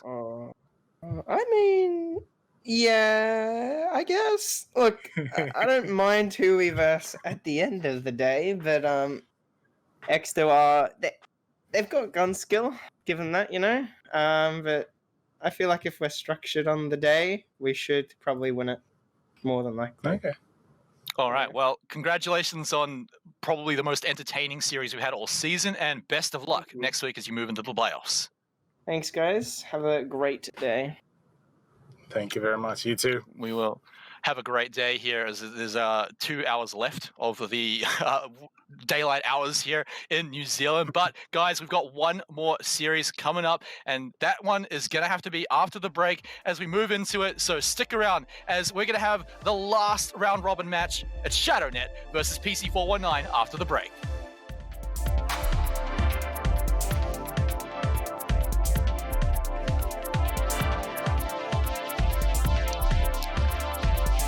And one more match remains here for the final game of the round robin stage for LPL Pro's Rainbow Six Siege. We're back here, me and Cthulhu. We want to bring one more, and we have a little saying in New Zealand here, Cthulhu. It is, we've had one Clown Fiesta, but what about second Clown Fiesta? Are we going to get something happening here again with ShadowNet versus PC419? Of course, this is another one where this is not going to affect the leaderboard, and we saw what happened in the last series. So ShadowNet versus PC419 could look similar, but this could also be a chance for the teams to just go out with a bang and just go as hard as they can. Yeah, this is going to be the match where PC419 would need to really grab their points, albeit that, yeah, like we mentioned before, their chances to get into the playoffs are definitely not going, well, pretty much non-existent, but they said even on Twitter they want to go out with a bang. Same goes for ShadowNet. They would want to finish the season on a high note. And that's something I could expect from both of these teams. So let's take a look at them for one final time, as this will be the last time we see them before we hit the playoffs. This one, ShadowNet, led up by Minxie, the captain, and Nova, Lags, Levi, Space Prism to be following along. And these guys, they've had a bit of a rough series for sure, but there is so much promise from this roster. Yeah, they were showing a fair few improvements throughout the whole season, but just couldn't seem to find a whole lot of wins there. So yeah, this is going to be their last chance, the last showcase before the end of the round robin, and well, maybe this is where they will be able to put up quite a fight. Well, quite a fight is what they're going to need to bring, because their opponents are PC419, and while they may not have made the playoffs, this lineup is one to be reckoned with. Tesla, Punisher, Sage, Noob, and Vlad. These guys, you should recognize a lot of these names from the previous season, and this one throughout it. A very consistent performance from pretty much all 5 members. Yeah, those were all of those players are able to really perform really well. A fair few players are the OGs within the scene, so the element of the experience as well within the competitive manner is certainly also there over ShadowNet's time spent as a team. And well, let's take a look at where they're going to be playing. First up, it's going to be PC419's pick of Consulate, and then, well, we get to go to KAFE again. And this is one that ShadowNet like, and so it's no surprise to see them pick it up again. Yeah, albeit that ShadowNet did not have particularly the most convincing turnout there. I believe it was Clubhouse that was able to net them that one map. Correct me if I'm wrong, but yeah, KAFE is definitely one of their rather more frequently picked maps, and should be one of those maps where maybe they will be able to close it out in a similar way how Bans just did against FEROX on Theme Park. Yeah, of course, because our first match today, that series, it was faster than a WD Black loads on an SSD, which, by the way, is our sponsor for this whole season, so check it out. That one was quick, but this one I think is going to be a lot slower. Like you said, both teams said they want to go out with a bit of a bang. They just want to come in, especially ShadowNet, I believe, would love to come in if they can steal a map away from PC419. I think that would be pretty massive for them, because they have come so close to stealing some of these maps away from some of these top tier teams, and it's a little bit disheartening to see it slip away out of their fingers, but this is their final chance to do just that. Yeah, maybe they won't be able to do it. Maybe we are going to be seeing the similar kind of fun match tonight from these two teams. Maybe PC419 and ShadowNet will be able to maybe meme around a little bit, or maybe this is going to be a full-blown serious match where PC419 will try to flex their prowess as much as possible and just try to maybe assert dominance for that 5th place. Yeah, and you got to imagine this is definitely going to be one of PC419's bigger chances to show off for sure, because they're not going to be going to playoffs like we've been saying. They want to go out with a bang and show the world what their roster can do here and say, look, we may not have made it into the playoffs, but we are just going to crush ShadowNet to show how far above the rest of the competition we are. Yeah, I mean, that would be a very impressive power play there, but we'll have to get to that power play first as Conflict is starting things off first. We are going to be seeing Thatcher to be banned out first things first. Once again, the man just cannot get any break here. I saw the timer ticking out, and I thought maybe we were going to get another no-ban game, but looks like, I mean, Thatcher was still in the no-ban game, you know, the sort of no-ban game. That timer is ticking down again. A PC419 going to follow suit with a no-ban? No. So it looks like we are going to get a good standard slugfest between these two teams. And to be honest, Cthulhu, we did already have one treat of a Clown Fiesta, but this one, I'm keen to see a big serious one. I want to see if ShadowNet can actually just clamp their jaws shut on a match this time instead of letting the prey get away. We'll have to see that. For now, the next ban is going to be Valkyrie. So yeah, we are going to be going for a bit more of a serious game rather than what we saw between Bance and FEROX. So this should be a very interesting one. Maybe ShadowNet are able to get maybe a few points there to maybe get themselves above Bitter Hams on the relegation bracket. So who knows? Maybe this is where the fun will begin here for ShadowNet. Yeah, that is actually a fairly decent point, is that they do have an option to pull away from that last place spot. And if I just can actually go ahead and pull up the round difference for both of these teams, or for at least ShadowNet, and if they do pick up a win here, in fact, actually, they're already beating Bitter Hems in the tie anyway, so they would finish in seventh place anyway. So this match does actually have zero effect on how the leaderboard is going to change, so there is actually no way to go. But that means that there is no pressure on these teams. They can just play to their full potential, no weight on their shoulders, nothing to make them slip of the finger, no excuses here. It's just a good old-fashioned match where both teams should be playing at their prime. Yeah, I mean, looking at the lineups as well, I mean, probably the more controversial one is going to be that attacking choice. We see a Blackbeard, we see a Kali, we see an Iana. Probably the only two conventional operators that are going to be seeing light are going to be Ash and Thermite, the FBI duo. But apart from that, this is looking like a very interesting, very frag-heavy lineup from PC419 here. Yeah, they certainly want to go in pretty hard on a lot of these frags. The Kali being brought along as well might be mostly just to deal with Minxie on this bandit, because of course Thatcher going to be banned out, so definitely want to be able to get those breaches done. But you're right, the rest looking certainly very frag heavy. You've got Tesla on the Yana to set things up with the extra intel she's going to be able to bring. But yeah, Pun and perhaps maybe Vlad a little, Noob is going to have to do a lot of the heavy lifting on swinging in and getting a lot of these kills. They're bringing the big guns and the big face shields, at least for Noob's case. And they need to get the job done, but this is already very spicy. Bomb located by attacker. But nothing's going to come of it. Levi is just going to run back inside. Getting a better view. Yeah, not a whole lot of action there for Levi to maybe cop, just at least to kick things off. But there's going to be plenty of action actually for that Iana hologram to scout things out. There is some good information that there was a player at those cardboard boxes in the corner of garage, but he has forfeited that position long since. So for now, it's just essentially PC419 just kind of prodding around and trying to figure out where do they want to go for that push. And of course, the fact that Vlad is very far away from these bandit batteries, they're just going to have to shoot them out instead. That's a fairly simple thing for them to be able to pull off, which means now the breach should go off without a hitch, as both doors are going to be fully wide and open. Now PC419, they've set everything up here, and they've got so long to go, and now already setting it up. Is that Vlad getting that one down from downtown? That's a sweet knockdown onto Levi. Yeah, that is a pretty quick one as well, and that is the Maestro going off the board, because that is a huge one as well. Lags has been downed as well. Not too sure if Noob knows about that, but two people currently down. Nova is going to actually try to pick up Lags. Yes, he will be quite successful with that. So Lags will be back onto 20 health, but won't be downed at all. Levi is going to get picked up as well, so that is already a solid performance, and that only does leave 3 members of ShadowNet on very low health here. Yeah, very dangerous. Not to mention, oh, hang on, Pun though.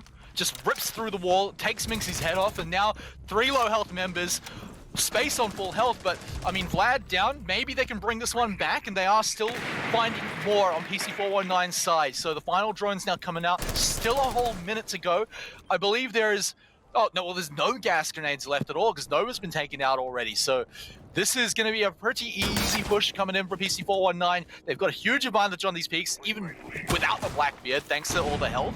And now, with the plant going down, it's now all on ShadowNet to make something happen to try and stop this, but the peaks just keep coming out, and there is no contest against the god that is Tesla as he continues his tear and gets it done at the end of the round 1. Tesla, absolute mad lad. Already on round number 1, already making some of the highlight plays there, and able to really clutch it out for the team. Nicely done. PC419 definitely very dominantly claiming the first round and the first point for themselves against ShadowNet, and not planning, it seems, to leave any kind of hostages there on the side of ShadowNet. And they didn't even really have to get all that close to get some of these early kills. I mean, of course, Carly from downtown is always a good one, but they downed 2 people. And we saw an early gas grenade go out. They spent another one to get them back up. Of course, by that point, I mean, you got 2 people coming back on barely any health, and against such a frag-heavy team that is looking to be just locked in again. So this is going to have to look very different for ShadowNet if they want to swing back against this one. But I feel like that one definitely started off incredibly well for PC419. Might be a little harder to get an opening like that, but if they can do it again, then I feel like there's just no contest for them in that round.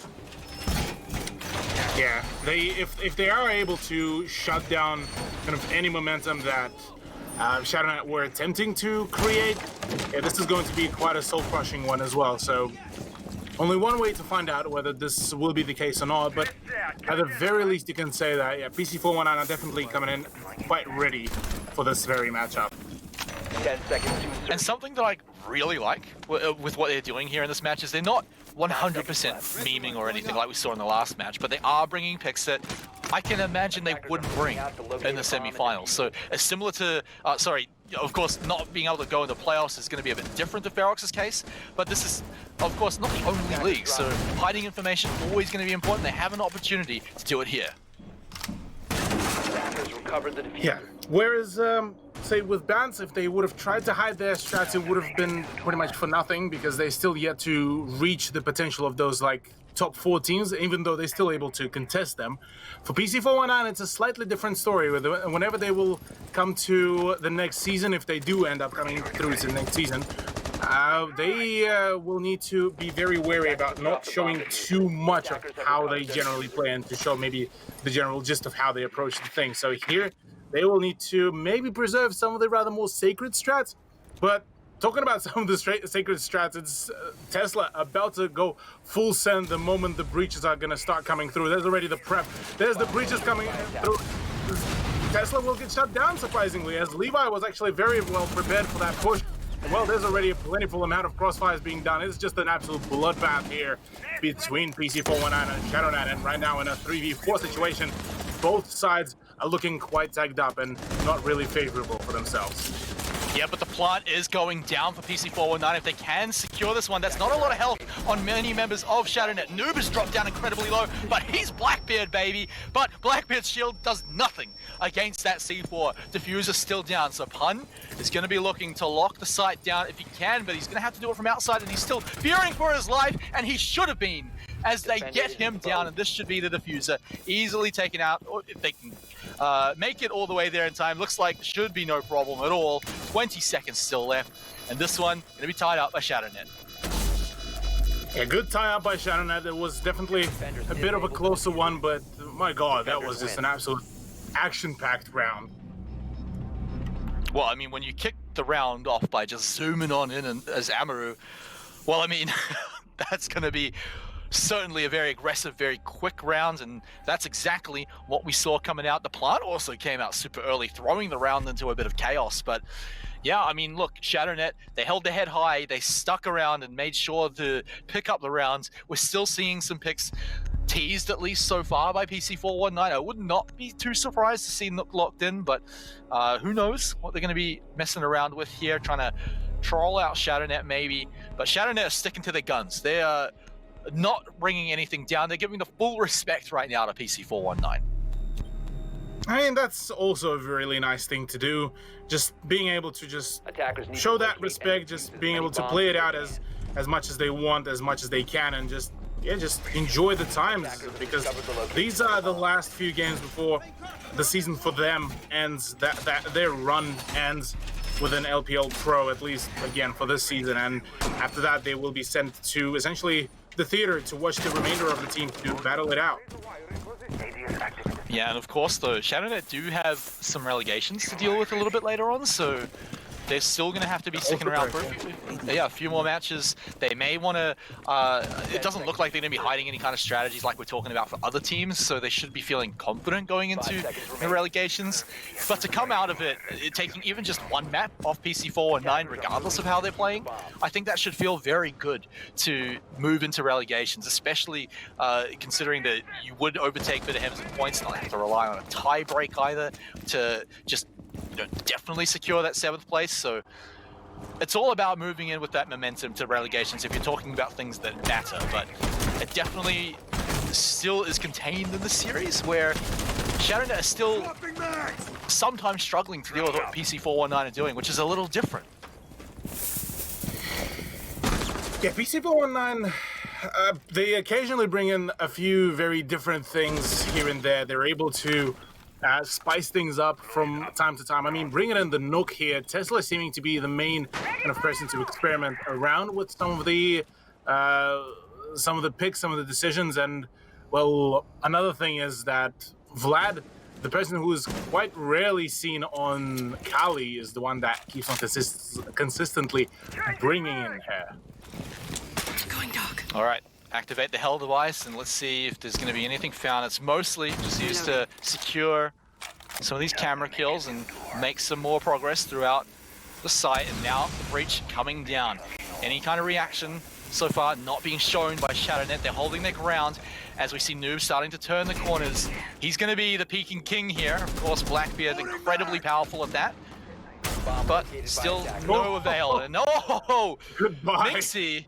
That is a mega breaching charge here, amplified by that C4. Getting a kill. BB, though, doesn't find his one, gets a bit of chip damage, but Minxie, though, takes the cake on that kill. Oh yeah, that's going into the highlight as well. ShadowNet definitely are able to bite back here so far against PC419's onslaught. Bun was lost out to that C4, but there's still a fair bit of utility to be used by PC419 to try to get rid of. Tesla's still alive, so he could go for that cheeky flank around with his Hell device. Should be able to avoid some of those cameras. So for now, it's rather just maybe a matter of time before that flank gonna come through. Sajan is already actually going in for the plan, but Vlad was completely unaware that there was going to be a peek from another side. And well, that's already 2 of the players. Make it 3 who are already gone. All down to Tesla, and his position has been revealed. So now he will need to play for picks. And well, that pick will not be successful. It's ShadowNet to claim round number 3. And PC419, I feel like they got a bit desperate on that push there. They maybe got greedy as they went for a very early plant. Like you said, just getting caught off guard from a peak they didn't expect. And so, from an angle they didn't expect either. So with that, ShadowNet do take the lead right now. The question is, do we see PC419 start to take it a little more, I mean, not more seriously, but bring in the operators we usually see coming out from them. Still a little bit different though. Dokkaebi and Iana, well, at least Dokkaebi we don't see all that often. And it's still looking very interesting for PC419, but it's still something that can be useful. We've seen them go for crazy aggressive plays. We've seen them want to just win these gunfights and not really care about too much else. Dokkaebi can certainly help that. Dokkaebi should definitely allow some of the rather more interesting plays to be made there. But a rehost should be coming through. Unfortunately, a bit of a disconnect here from PC419. And yeah, the PC dying, that's not a good thing for Tesla. Well, rather for one of the other players. So, well, it is going to be approved. But yeah, that does give us a little bit of a time to maybe talk about this matchup in particular, maybe to reminisce about the whole season as it is, how it's been shaping up as we're nearing the end of the round robin stage. So, I mean, overall, this has been a very interesting season. Definitely a much closer one, I have to say, comparative to what we saw during season 1 and even during the beginning of this very season. This definitely, we've seen a few teams kind of grow up almost. Yeah, and my favorite thing is that the close teams were all where it mattered. In that top 4-5 teams trying to squeeze in. Unfortunately, PC409 is the one that pops out, doesn't get to stick in the top 4, but of course, it had to happen to one team. And well, because of that, though, it was a very exciting season to watch, very much all the way down to last night, where even then the matches were going to be changing up that top 4, deciding who's definitely going to be sticking around. While today's matches are certainly still very fun, though, and what I'm seeing from ShadowNet in this series is, again, full respect, and I really enjoy that. I like that they're coming in and just saying, look, guys, appreciate the fun, but we're a team that's here to win, and we're going to try and snag out that 2-0 and get ourselves 3 points and some momentum rolling into that relegation. So I really enjoy seeing it coming out from them. Maybe we might see a little bit of fun in what could be the final round, especially if they do secure a pretty massive lead. But then again, I imagine they won't want to just throw it away. So ShadowNet looking pretty good today. Another one as well is that Minxie's looking a little bit more on fire. I think Minxie's a player that, when she shows up, looks very incredible, but the last few weeks just haven't looked too hot. So it's good to see Minxie showing up, but it has only been 3 rounds so far, Cthulhu. Yeah, only 3 rounds, and not a whole lot of kind of material to make that big final decision about which team could potentially win out here. But it's already a good showcase for them, because it's been quite a hot minute since we saw ShadowNet in that kind of initial momentum and initial point advantage here on the maps. Usually we would see them kind of start making a comeback in the second half, but by that time they're already facing the match point of another team, and it's just not really a very favorable environment for them to make that comeback for most of their matchups. So here, for them to see that kind of this surge of momentum, the surge of their kind of confidence for some of the plays, it's a solid performance, solid showcase, and maybe they are going to be able to run away with quite a bang here on this matchup and kind of finish the season on a high note and give themselves at the very least the higher seed on the relegations.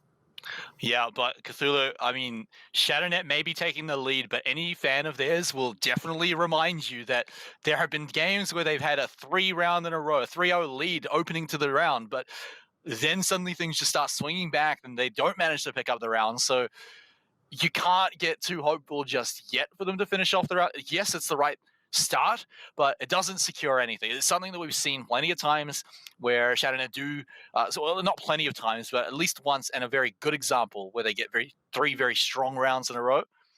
That's been 3 pretty decent rounds if you kind of throw the first one a bit in the bin. That one was a bit weird, but the rounds so far, apart from that, have looked good for ShadowNet. But is this where things start turning back like they usually do? Of course, the rehost is going to be giving both teams a bit of a breather so they can recollect themselves. ShadowNet definitely want to make sure they keep that momentum going. We don't want to see a repeat of all the other times they've thrown a lead away. Yeah, this will be definitely a bit of a heartbreaking moment where we could be seeing, the initial kind of momentum, and then ShadowNet just ends up either forfeiting some of the rounds or just the other team seems to be activating. But, it's certainly, time will show, first of all, how will the rest of the matchup kind of perform here. But at the very least, I'm glad to say that ShadowNet are able to, at the very least, kickstart the matchup in their favor rather than kind of being always those kind of the runners-up, nearly getting to those draws, nearly getting to those maybe map wins. And here, well, albeit it is only a single round differential, it still puts quite some faith in what could potentially be their map to take. Yeah, I mean, and for a team that has been at the bottom of the table since essentially the second week, they're definitely going to be feeling a little good at taking a lead against a team like PC419, even if it is just 1 round. It's letting them sit back and say, all right, guys, we can actually do this. We can come in and take these rounds off, take a even a 2-0 against PC419. And remember, we've been hyping up PC419's name, since the beginning of the league, since the beginning of last league as well. And even if they haven't lived up to that potential, they're still a very well-respected name in Oceanic Siege. So for ShadowNet to get even a map win off them, that's got to be some, a lot of confidence to be given to the guys who have had a rough season. Yeah, it certainly has not been the best season for ShadowNet, quite unfortunately. I mean, the fact that they even got into the season 2 has been quite an odd one as well. So for them, I gotta say that if not the dubs that they were able to net there, at the very least, it was the learning process that they were able to acquire here. Some chemistry training, some experience, some knowledge. So yeah, it's definitely been quite a wild ride, but nonetheless a very educational one. And just to confirm, everyone, we are just getting the last of the players into the lobby. We are barely a minute away from getting back into the match. So just thank you for bearing with us. We are very close to getting in. And trust me, I'm keen to continue seeing this one because it's a small lead that ShadowNet are teasing us with.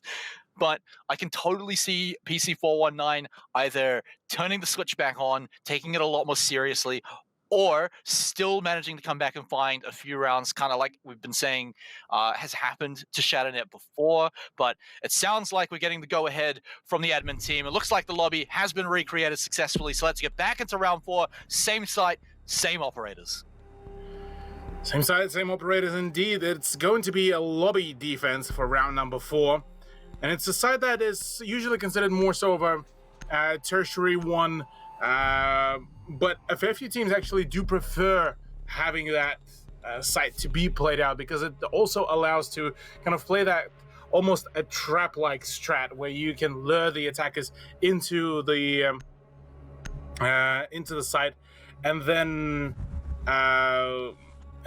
able to kind of spring the trap and just completely shut it down.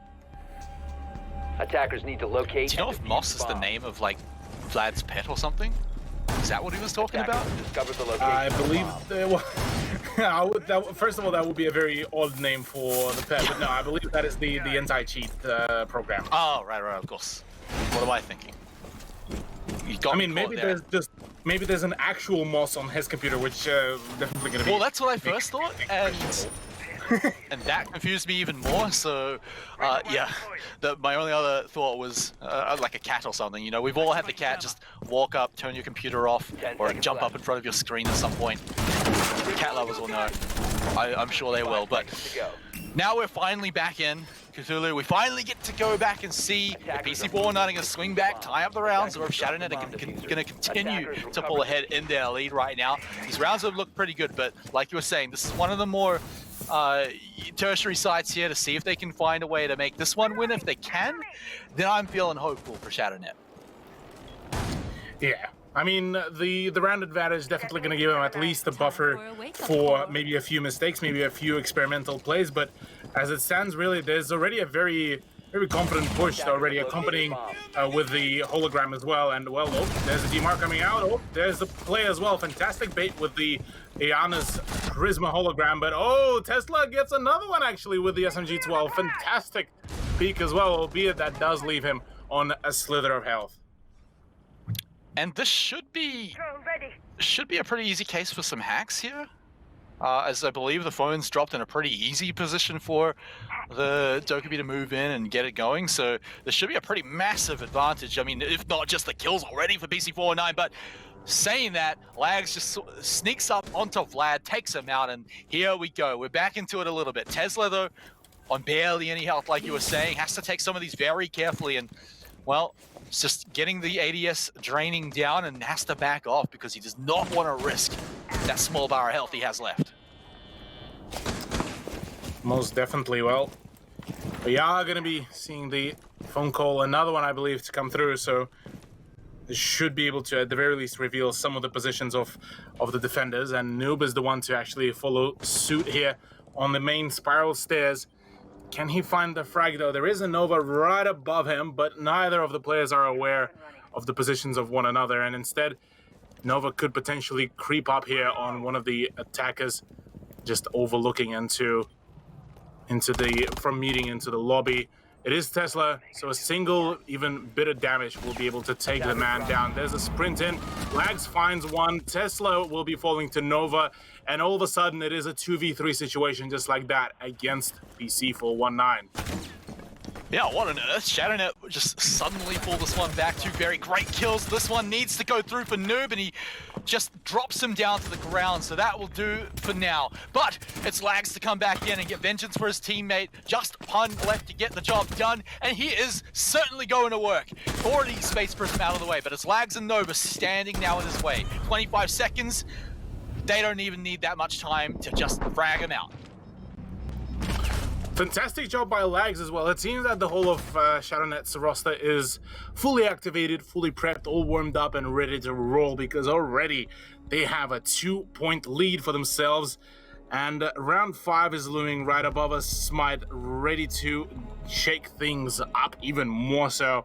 We are going to be making a return to console office, but look at this. Look at ShadowNet go. Already 3 rounds in a row for themselves with a 2-point differential here against PC419 is certainly already making quite a statement. Yeah, and that round made me a lot more hopeful for ShadowNet for this one. I mean, I was already feeling pretty good, but that one makes it a little more through the roof. Some clutch plays there. They were looking to, I mean, there were 2 people down, and suddenly 2 very quick kills, 2 very sneaky kills. Like, it wasn't too much risk in them. And they're suddenly very much back in the round. So, I mean, with PC419 though, still inching closer and closer. That one did come down a little bit closer, but the fact that they still dropped the lead, I mean, ShadowNet, they're making this one hard, but I feel like now PC419 is starting to turn the valve a little bit and start bringing things back a little bit more to normal. This isn't, I'd say, what we'd normally see out of them in terms of operators, but we're getting closer to it. Yeah, slowly but surely they are managing to get closer and closer to a potential success there. But hey, maybe we might be seeing the big upset here to come through. We've already seen one on the side of Bands, who were able to really slay the FEROX roster on the meme park. So maybe here they are going to repeat the same success of their neighbors on the leaderboard. They're relegation buddies. They're well, technically. Technically, yeah. I guess, yeah, your relegation buddies is a bit of a weird word for it. They probably wouldn't use it themselves, but perhaps maybe they do. Who knows? But for now, though, they definitely want to lock down this game if they want to steal away just a little bit more position up on the leaderboard. Well, at least a little more points, because their position will change. But still, though, would be sweet to continue to take rounds, especially now that PC4 are taking it a bit more seriously, I believe. But we're already opening up the windows onto the site, so this round starting to look like a quick one. Lags just kicks Vlad out of the house and says, no, we're going to keep winning. Yeah, Vlad is definitely not forgiving anymore. He's not messing around. Well, he will be messing around in the grave, rather. He tried to make a play, but it's rather Space Prism that will be now trying to make even more plays. Tesla now getting continuously bullied, but there is some cover there thanks to Noob, but Space Prism is able to make a return on the investment back onto Tesla. So now 3v4 once again. It's Minxie to try to maybe get an opening onto the Zofia, as I don't think it will be an expected peek. And well, there it is, Noob to fall down. Minxie just going absolutely hard for the team.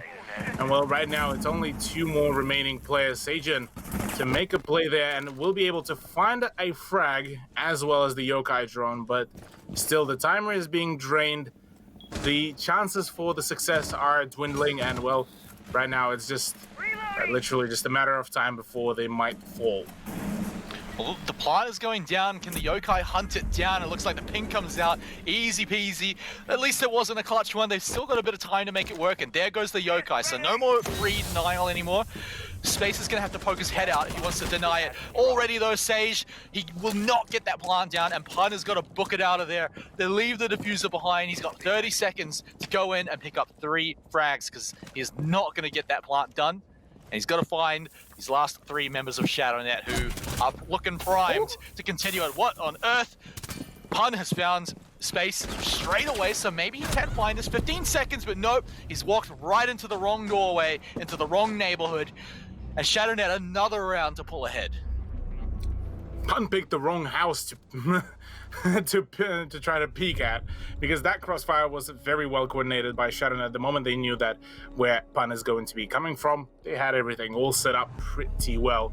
A 1-4 scoreline as we are nearing the beginning of round 6, and this is a scoreline that I probably would have believed less if somebody would have told me that that's what the ShadowNet roster will be able to net themselves. So here they doing a very solid progress here, being able to get themselves a fair few points, but as they are going to get closer to potential match point, a question of whether they are able to keep a hold of that momentum, a hold of that advantage in points is going to come through. And this is where the scary part of this whole game going to come for ShadowNet, I reckon. Bombs from being defused by attackers. Yeah, I still feel like they're primed pretty well to win this round 6 here and exit the half pretty strongly. This is the one site that PC419 have got to win on, so you know, this is the one that they know how to do. So ShadowNet here in the last round on defense are going to try it once more to see if they can find a way to make it work.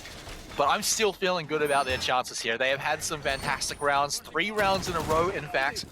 Now, of course, we might see something different once we swap sides and see if ShadowNet can continue their success on attack. But right now, I mean, defense is just looking great. It's not even coming close in some of these 5 rounds. seconds left before insertion. Oh yeah, this is certainly looking like ShadowNet just not planning to really let go here. Maybe, just maybe they will be able to bring it back. But already, I mean, I gotta say, ShadowNet definitely looking much fresher than even some of their previous games. So this is certainly looking like finally the weeks of practice and weeks of all the experience gained from all the official matches are certainly paying off quite well. Yeah, and I've always been pretty harsh on the consistency of ShadowNet, whether it's their prime team showing up or whether it's just not their day. It feels like today, all 5 members are having that prime moment, and so I think this is their best chance to steal away the series, and so far it is looking exactly like that. Lags continuing this one here, running around down, looking for the roam, but he will have to contest around Tesla, who on this nook can make some pretty spicy plays, some pretty creative plays. He's looking to around the corner here. He will not find any resistance just yet. Knows that it's clear. We'll have to wait for the Hell device to recharge, though, if he wants to make any more safe progress. Well, we'll have to see how things will go from here on, but for now, oh, there's already the P coming through. There's the Hell device, and well, it's Tesla actually to knife Lags. That is one way to put a salt on the injury as well. Getting charged. Because right now, this has been a really nice, very swift roam clear from up above. Yeah, they pinned him down and just did not let him get out of there, so this is a great opening. But look at all the damage that they've taken so far. So yeah, it's a 5v4, but they better make sure they execute it well enough and take advantage of that fact, because the health is looking fine for every other member of ShadowNet. As I say that, some of them take a small amount of tickle damage, but Noob's dropped even lower as well. So here we go. Vlad on that full health, one of him and Sage, the only ones on full health. They're about to start getting the doors open to get inside. That laser may have been touching the bottom of the floor there, so maybe they're going to be able to see what's going on. But right now, Vlad's still sticking around, but 50 seconds means that PC419 are about to start pushing the trigger. Yeah, Vlad was able to actually finally wait till the attempt at the crossing was made and was able to find one of the players of ShadowNet off the board. That is Nova. So now it's a 3v5 situation. Definitely a bit of a tougher one, but with 30 seconds to go, ShadowNet could still deny the plant very easily, very quickly. Levi is still alive, so he can control those evil eye cameras. And right now, oh, the timer is ticking down. Sajin is the only man to really go in for the plant. And well, there's the Goyo shield also detonated that will be draining quite some time. Vlad, meanwhile, does manage to find a shot. And so is Space Prism as well into Tesla. That is making it 2 as well. Minxie finds a 3rd one, and it's all falling apart. 5 seconds left to go, and right now, PC419 all falling apart. Sajin is finally going to be able to get and stick the plan down. No denial whatsoever. It is a 1v2 situation, but it is Space Prism who nearly clutches it out. but PC419 are the ones to win it out, as I just waffled on the final sentence there. But, I mean, Cthulhu, that was a round that was solidly in PC419's favor until ShadowNet just turned around and, well, you better have ducked because they came in with a big play with that one. But unfortunately, Space Prism, oh man, it would have been a massive highlight play for him, but he has to just let that one go. Can't let it get to him too much. But still, though, you look at ShadowNet's points, they did exit the half with the 4-2 scoreline, so they can be okay with that. And to be honest, that round could have essentially been over anyway if they didn't make the massive comeback just to start the clutch. But with that said and done, we now swap sides over, and this is where we put ShadowNet to the test. Can they continue their success now that they've swapped sides? And well, only one way to find out here. How will things go here? A 2-round differential here for ShadowNet is already, it's not a bad setup for themselves, but attack should be definitely a bit of a tougher ask here for them.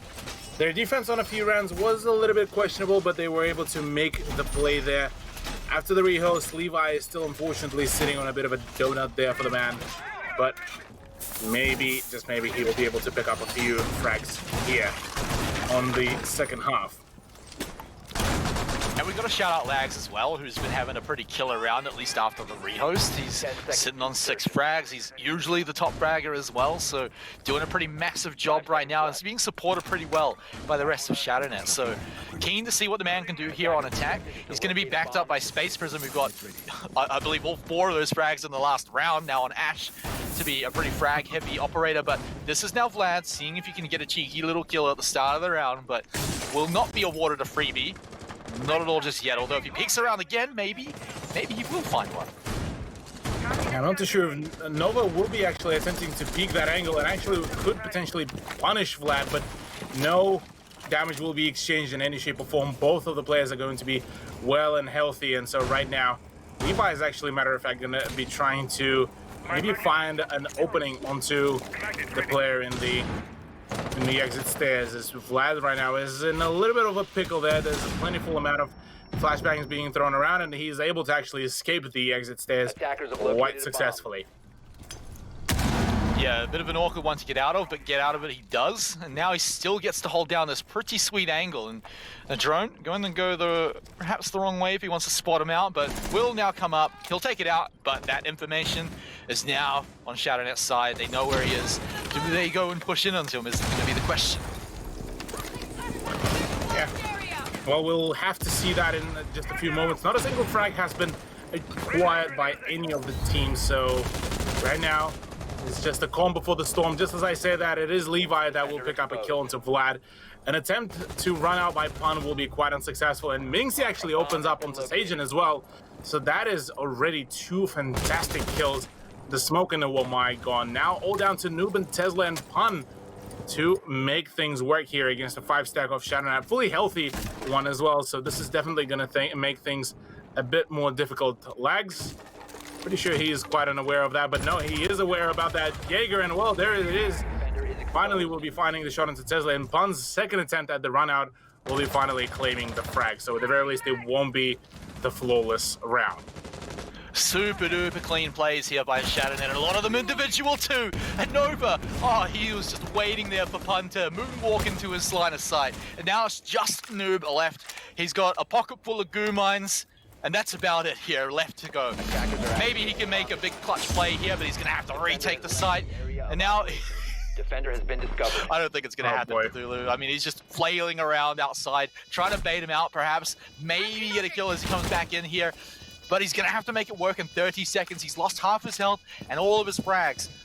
He's going to have to rush into some pretty dangerous lines of sight here. And ShadowNet, they're going to be waiting for him to go in. 20 seconds now, and that is more than enough time for ShadowNet to just pull the trigger on him. Yeah, fantastic job by ShadowNet to extend their lead once again. A 3-point differential on their push. Really well coordinated, gotta give it to them. They are playing so well on PC419's pick, nonetheless, which is an interesting fact, and definitely makes me curious to see how will they perform further down the line on KAFE. But for now, only 1 point away from match point. This is incredible for ShadowNet right now. I mean, of course, you can always sit back and argue for the armchair viewers right now. PC419, maybe they're not trying as hard as they can. Maybe this is not prime PC419 coming up tonight. Of course, they know that their playoff hopes are gone. But for ShadowNet to come in and just give them the full respect right from the get-go and just say, look, guys, we're taking this match seriously. It's up to you to come in here and try and stop us, because right now it is just a steamroll for ShadowNet. It's been not 5 rounds in a row, only one since way back in round 1 has PC419 won. This is already incredible rounds from attack already. That last one was incredibly clean by ShadowNet. You say coordination as well, but I think there's also a whole lot of mechanical plays. Just individually, ShadowNet are making it work. Yeah, they seem to be very much in their own element here, and it is. I mean, personally, for me, I know that it's quite a rare occurrence, but when it works, you feel it. You feel like you're on the high horse, and this seems to be the case here for ShadowNet. They seeming to finally found their mojo, found their momentum here on how to play it against one of the larger teams, that is PC419. So, yeah, could be the way to go. Thought we were getting something a little interesting, but this is still pretty fun to watch here. Vlad on that dock, one of the safer ones to go for these risky peaks, and of course if he takes any damage he can just heal himself back up, but also big ol' ACOG to help out these peaks, but does not find that freebie just yet, so I guess I'll suppose he'll have to go for just a normal old 5v5, but that may be worrying because ShadowNet have been proving these 5v5s are no problem at all for them. Yeah, not at all. ShadowNet just seeming to be not really caring about some of those gunfights. They just swinging them in, getting those frags. I mean, their defense was absolutely amazing. Case in point, Banksy was hitting her C4s really well. Lags was getting his shots done very well. Another air jab actually goes off. I'm not too sure where exactly that was, but nonetheless, no emphasis off that to be made by ShadowNet. And oh yeah, that is a Prisma that Minxie hit, so she will need to fall back a little bit before she will get her position exposed anywhere further. It's always nice to see other people fall for that too as well. I mean, it was in a pretty awkward spot, so you gotta have to take the shot, but nonetheless though, that reveal should be gone. Oh, that's a sick little nade there, but it's just gonna tickle Tesla for now, and he's gonna stick around and make sure no one's gonna be walking through that door. He does make a little bit of noise though, so we do have a little bit of an idea that he's around and will be pre-firing a little bit to force him back, but so far it looks like he's going to be sticking around. Minxie as well, like you said, and having a bit of a tear throughout this round so far. She's going to continue that. Levi in space though, just going to go running ahead and make sure there's no one left for Minxie to frag.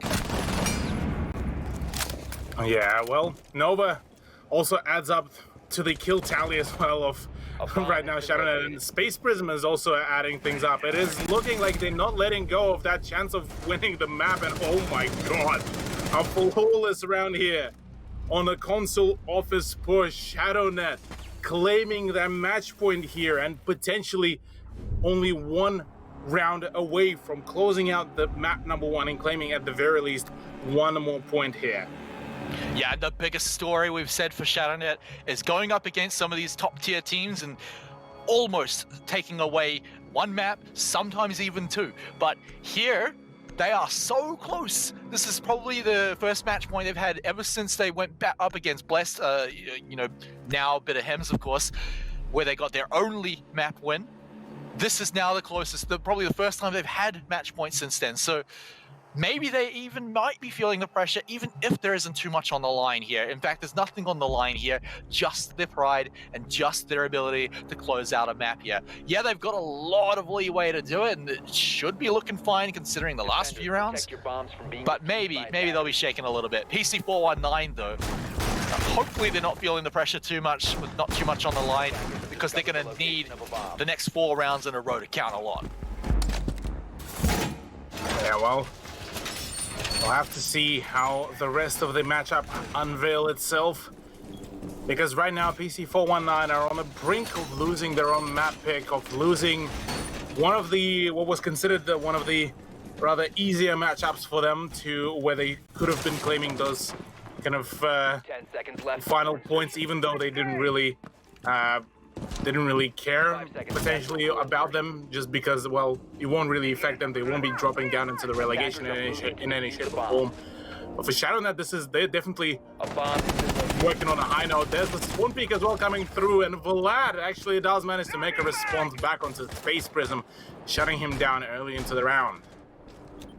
Yeah, so with that, just already a 4v5, so we're given a pretty hard task for ShadowNet here on match point. If they can swing in and still take a 4v5, well, let's see it, because like I said, you know, every round so far has been a pretty strong opening from them. So they haven't really had to play from behind too much. There was one round where they did almost bring it back, but even that wasn't a win round. They see a little bit of a leg there. Are they going to be able to take it off? And, well, fortunately for them, it's not going to happen just yet, but they do get inside. Well, at the very least, the entrance was made here by ShadowNet, so they should be able to start hunting. There is Noob with the FO12 sitting in the bathroom, who could potentially sow some chaos, but it seems that, oh, ShadowNet are going in. They are pushing in. There's the 3-man drop, like you said. They will be getting the kill to Vlad. There's also the crossfire being done here, but it's just a full-on rush. Nova is able to take control of the security room.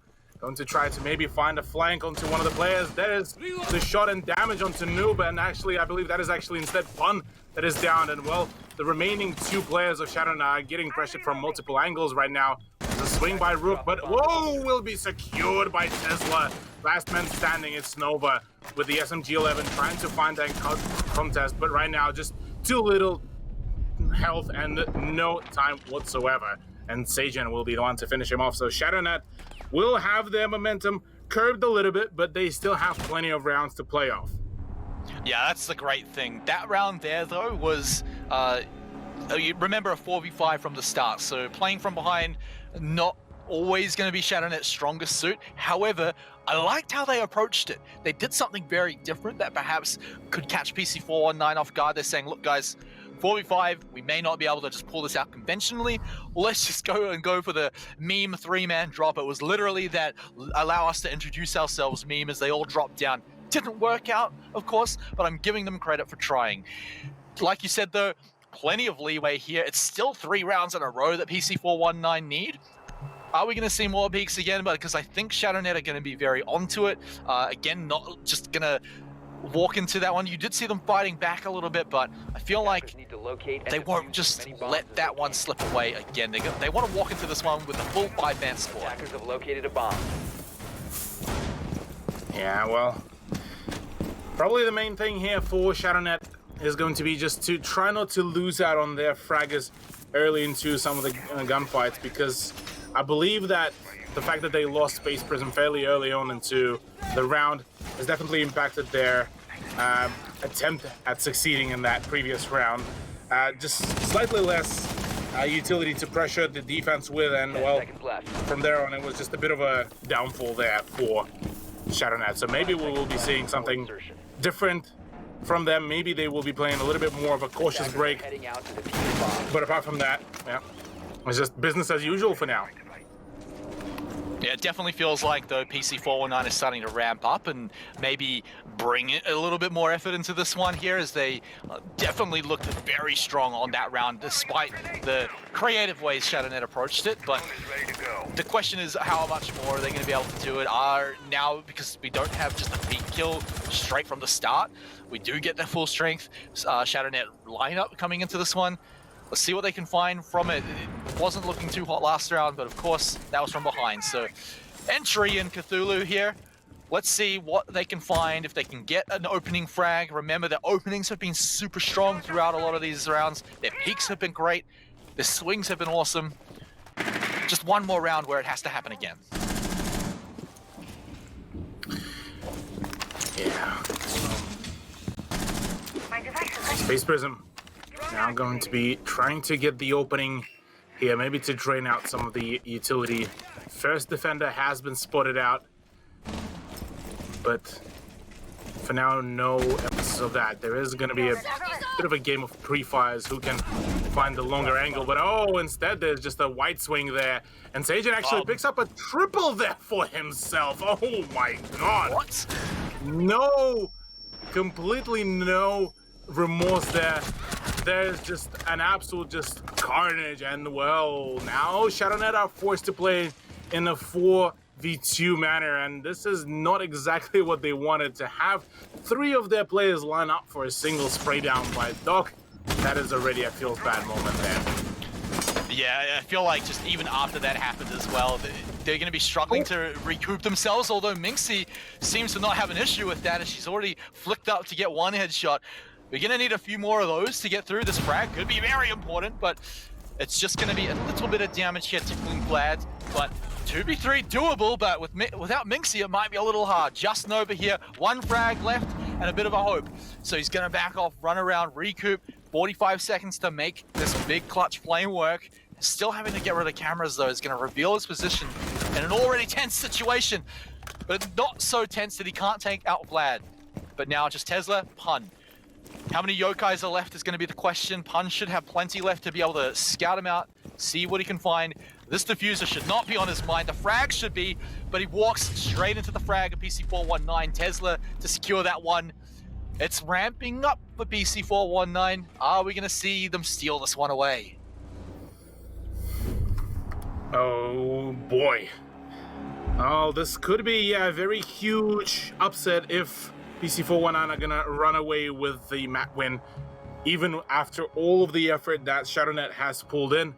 Still, there's 2 more rounds for ShadowNet to make maybe some mistakes, which I don't think they would want to, but console office and meeting room will be a play through once again, as yeah, we're just going to be seeing how things will really work out there, and maybe some continuation there for PC419's comeback. And I feel like for the last round, we can maybe not put too much into that one, because a lot of that did come from that just triple kill spray down, all headshots. And of course, that could have been on very much on a nice edge. Imagine if any one of those 3 ShadowNet members had just got 1 headshot. It just takes 1. Even if it was just a 2-for-1 trade, then that could have just been a completely different round. But that 1 move from PC419 just absolutely secured it for them. So now what does it look like when that doesn't happen? ShadowNet, you're gonna have to try and make it look a little bit different. Maybe perhaps not walk into a 3-man death suicide squad there. So if they don't do that again, we've been saying that the last 2 rounds. What if they go into this with a full 5v5 squad? What if they don't just walk into a triple kill spray? At some point, you got to say, well, PC419 are the ones making this happen. Yeah. Tesla here, going to try to maybe get firm hold of the exit stairs. Sajin's last round performance has been absolutely stellar here, so maybe he will try to make a repetition here, but rather with his own game. But now it seems that ShadowNet are seeming to be once again a little bit all bunched up, but it worked for the most of it when they were able to actually get a few solid peaks. It was working out quite well for them, but there's still quite a few things to be done, a few things to be worked on until full coordination, full play will come to fruition here. A few flashes now coming out just to be a little safer as they come in. Nova's certainly wanting to make some of these peaks here. He's got that big old face shield, so should be a little safe on it here on that Blackbeard. Minxie, no more air jabs left either, so that utility has gone somewhere. So ShadowNet kind of quickly starting to run out of a little bit of gas. Nova, though, still has 3 flashbangs left to go if he wants to make a push into here. He's going to start droning it out, continuing to check it out, maybe even baiting it out a little bit too, but it's actually going to be Tesla to open it up with a kill onto Levi, so no more Hibana means no more hard breach. Attackers recovered the Yeah, no more hard breach is certainly going to be a bit of a tough ask, especially the fact that it seems that ShadowNet has kind of lost their momentum there for a fair bit and just can't seem to be able to find some of the initial gunfights. They did spot the visual, but can't seem to be able to find any closure on the man, as there is also a wild Tesla roaming around in the piano room. Noob is also sitting pretty with, I believe, what is 2 ADS devices. So right now, ShadowNet are just struggling to even make an entry here. Yeah, and look at the timer. There's 50 seconds left. If you're struggling with entry, of course it's going to be hard without a hard breacher, but once they get inside, those walls are going to be even more annoying to get through. So they have to make these peaks, and well, Space gets the first one done, but it's still a trade. You can't be taking trades at this point for ShadowNet. Nova still trying to hold down the angles, but there has to be enough, and that Magnet's going to eat up that flashbang right in front of his face, and so 25 seconds, we got to make the push, but it's ShadowNet turning the corner. It's now 3v3. We're in doable territory here, Cthulhu, but they're going to have to start rushing, and they're going to have to start moving into lines of sight, which are incredibly dangerous. So it may have to be Nova making the leading charge here with his big face shield, but instead it's Lags. He drops down to half health without trading any damage back. 3 seconds to go. Where are the frags, ShadowNet? We need to see them. They're starting to come out, but it's too little and too late. PC419 bring another one back. And we are going to be going to the full regulation of the normal set of rounds. 12 rounds will be played out after what seemed to be the ShadowNet's game to really close it out. They've gotten so close, they are on the match point. This round will be deciding whether ShadowNet will be able to finally claim the map or whether we are going to be going into the overtime. And you got to feel for the ShadowNet guys here, because maybe now this is where things are getting a little shaky, where they're starting to say, oh no, we had quite a lot of leeway to lose a few rounds, but now they've lost a few rounds. That leeway is just all about gone. With just one more round for PC419 to bring it into overtime. Of course, they still have to get through that overtime, but right now, just one more round for ShadowNet. They can still pull it out, but I mean, that one looked a little more standard with how things opened up, but the fact they lost Habana so early on just meant they had to take so many awkward paths in, and, well, it was essentially into PC419's waiting hands.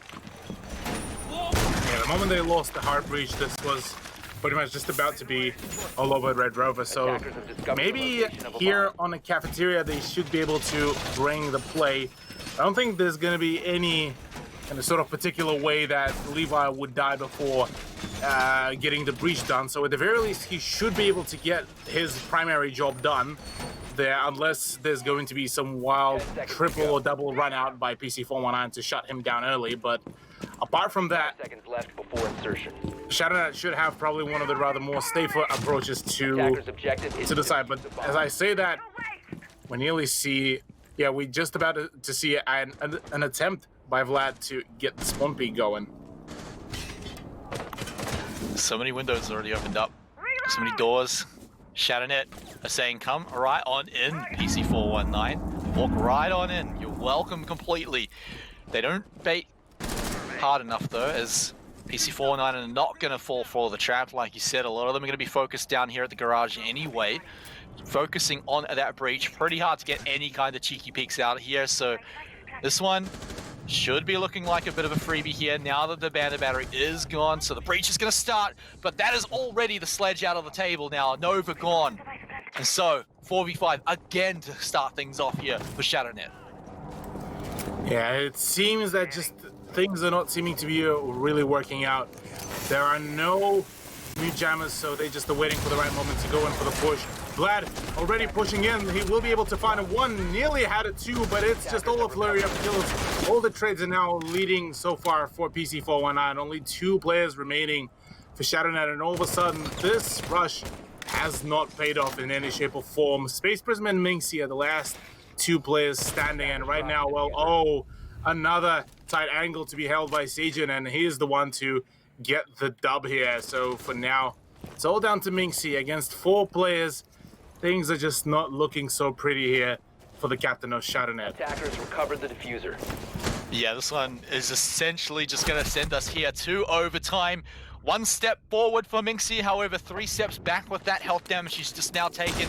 So she's going to have to get all very early peaks here, but straight away before she's even turned the corner to get any shots, it's the pistol to get the kill. Yeah, noob. Oh, with a disrespectful hipfire as well. No ADS whatsoever. We'll be able to close it out. And now it's PC419's time to get the streak going. Already 4-round streak to push themselves to come back into overtime.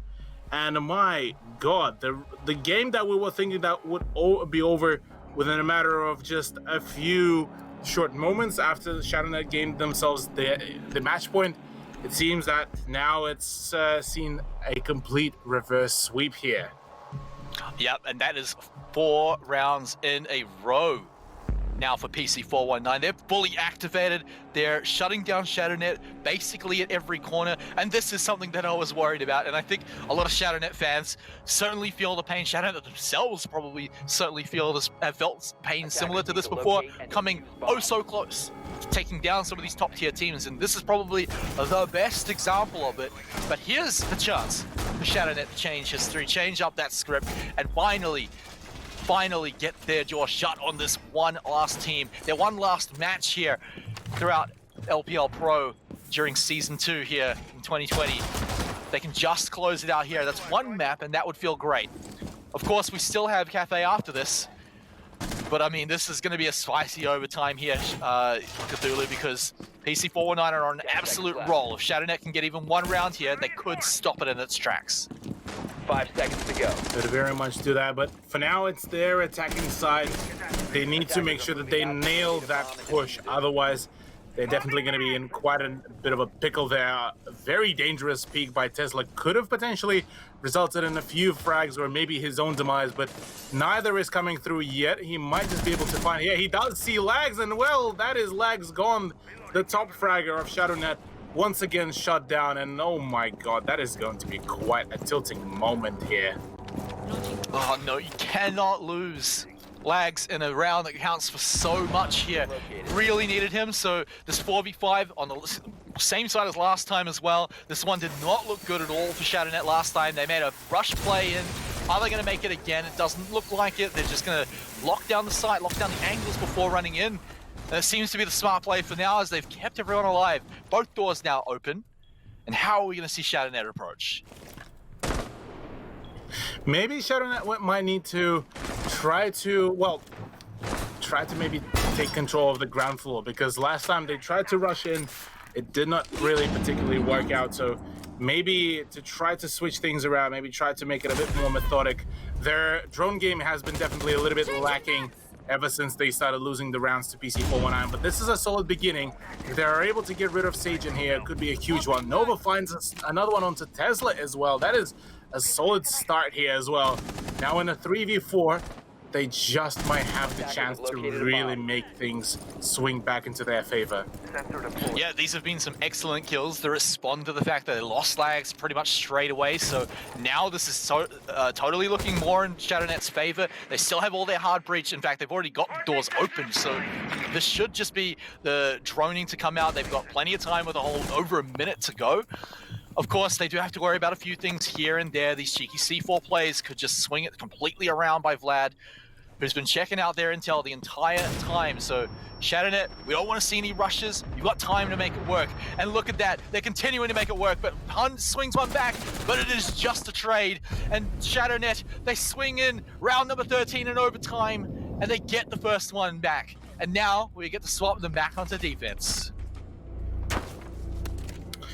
This is a solid start here for overtime of ShadowNet, able to really finally reclaim their pace here, to reclaim their lead. Yeah. And now they get to defend, which has been a very solid performance for themselves as well. So console office, well, we'll be waiting just for them to defend. Yeah, of course, the defending side was where we saw, oh, boy, do it. Oh, is boy. this, no, this, surely not. You're never going to bait me with that one, Nova. You tried to trick me. I got excited because I knew this one maybe not count for much, but overtime and after such a good series, you wouldn't just throw it away like that with the Lords. So bringing in the full roster, the full arsenal here, ShadowNet onto defense. One round away from stealing a map away from PC419.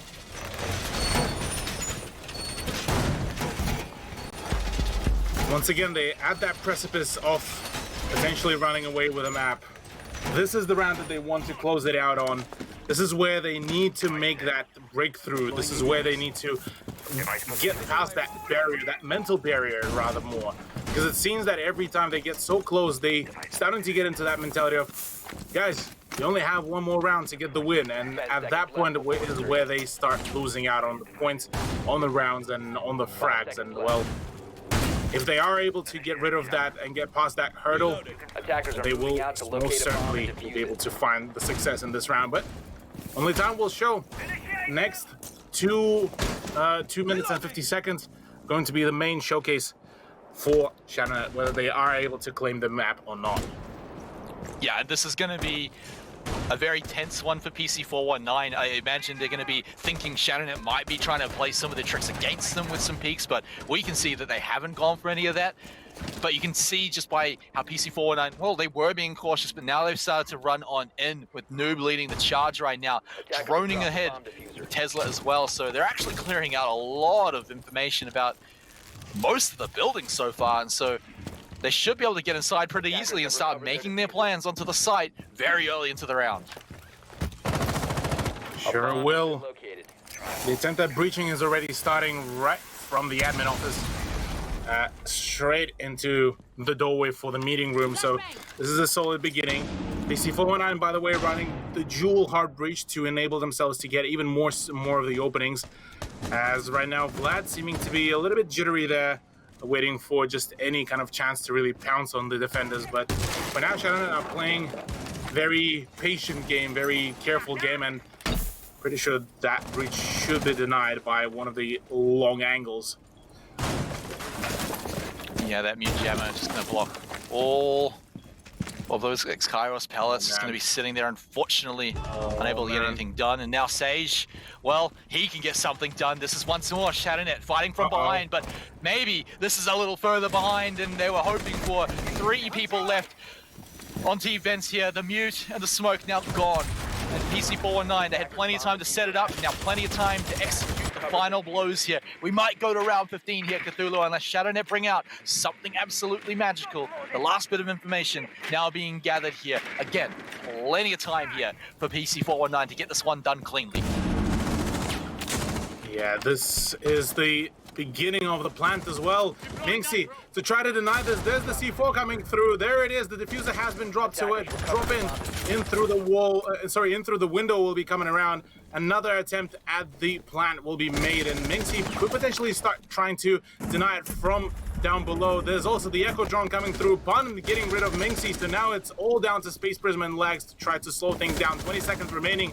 There should be the Echo Drone still there, but no, the plant has been done. There's a trade, and PC419 are claiming round number 14. And I believe, someone might correct me, but I believe this is our first 15-round match. Second? Okay, we did have one a while ago. It must have been a while ago, I think, but okay, all right. Everyone's telling me it's the second one, so okay, guys. Second round 15 match. We actually got a few of those in the last season, so it's actually kind of interesting to see the very, the second last map here of the entire round robin stage go all of the way. And Shadownet, they had a lot of doubters coming into this series, but a lot of those doubters, perhaps even including myself, have been shut down here. Shadownet Prime seems to be showing up here today. PC419 Prime have at least started to show up throughout this match as well. Yeah, PC419, albeit probably quite close to their comfort zone, still able to properly get activated and start making the comebacks, but alas, it's not over yet. This round will be the grand decider, the one that will decide which team will be running away, at least with a single point for themselves. Whether it will be PC419 on their defense or whether Shadownet about to make the breakthrough here. Maybe they will, maybe not. It's at the moment, it's certainly looking like all the mojo that they did manage to muster for their comeback at the first overtime round seem to have been vanished in a matter of just a few minutes. Yeah, but remember, the overtime round they did win was on attack, and here they are once more on attack. Shadownet, are they going to be victim to any very early kills right now? Looks like no spawn pinks at all. Going to be claiming anyone's lives just for now. And so ShadowNet, once more, they get that full 5-man squad. It has to be enough here. They need the full power to come in here and take out this final round 15. Tesla still sticking very close to a lot of these windows here, just hoping to catch someone out. Just a freebie kill at the start of the round could all but secure the entire map here on Consulate for PC419. So we're opening up everywhere we can for ShadowNet, and they are looking for any of these peaks, any of these frags. A lot of their swings and peaks have been good earlier on attack, but they need to be at their prime here, coming in on the last round. As already the swing in from Lags. Very ballsy one, I gotta say. No drone up ahead. Once again, ShadowNet seem to be lacking on the drone game. Don't have any live droning done. Always face checking all of those angles, and this is a very dangerous way to play it around. It did work out a few times before, but the moment PC419 realized that the moment they are getting the frags, the moment they are trying to peek, this is a very uneducated one, or rather unconfirmed. Nova, though, and the moment I start roasting those ShadowNet, it's Nova and Levi to pick up a kill each, so now it's a 4v3, but not everything is lost yet. Finally, the drone's starting to come out as now full knowledge on Sajan's position, or at least the previous position has been revealed, so maybe this will force ShadowNet to try to do a bit of a clear out there. Or maybe they would rather just start playing all of a sudden very passively. Yeah, I mean, PC419, the one kill they did get was on Minx. You had some pretty nasty lines right through the windows. She has actually been doing it pretty much every round on attack, and most of the time it has been successful. To shut that down, quite comfortable, but you still paid 2 members for that. Tesla gone, and that is such a powerful roamer to now not have. So PC419, they put themselves in a bit of a tight spot here, and ShadowNet, with just 45 seconds to go, looking to go in and get a clean execution at the end. They're gonna need that live drone that you were talking about here to get that final push done. They're looking for any frags they can get through the floor. That would be the greatest way to do it, but Lags, well, he's looking for the peaks, he's looking for the headshots, as he's looking for anyone around this corner right now, but it's the time for waiting is over, ShadowNet, as it's a time to start making the pushing. And you see them dropping down, frags coming out, but already space has fallen over. The plant's starting to go down, but it is shut down just as quickly as it started. PC419 looking to come back. It's just Nova and Lags against Sage. He's looking to deny this plant through the floor, and he gets it. It's just the 1v1 with 1 second to go, and PC419 steal Consulate out of the clutches of ShadowNet. What a play by PC419. What a comeback that PC419 performed, and that has to be quite a soul-crushing experience for them, as they were so close. They were 1 round away from getting themselves that point, that map. I mean, look at this. 2 players of ShadowNet on 10 kills and 2 of them on 9 kills. So close to greatness, yet only 1 round away from that success. Yeah, honestly, massive performance from the guys at ShadowNet, but if they want to move into the next map, they have to take all of that momentum. And remember, Cthulhu, that, well, PC419 took some time to get going back in Consulate. So maybe they'll just get roaring from the start and make this next one a quick one. But guys, we are going to have to go to a break before we get into the next match to see if ShadowNet can steal one last map away from someone like PC419, or if they'll close out that 2-0. Stick around and we'll have the very last match of the round robin.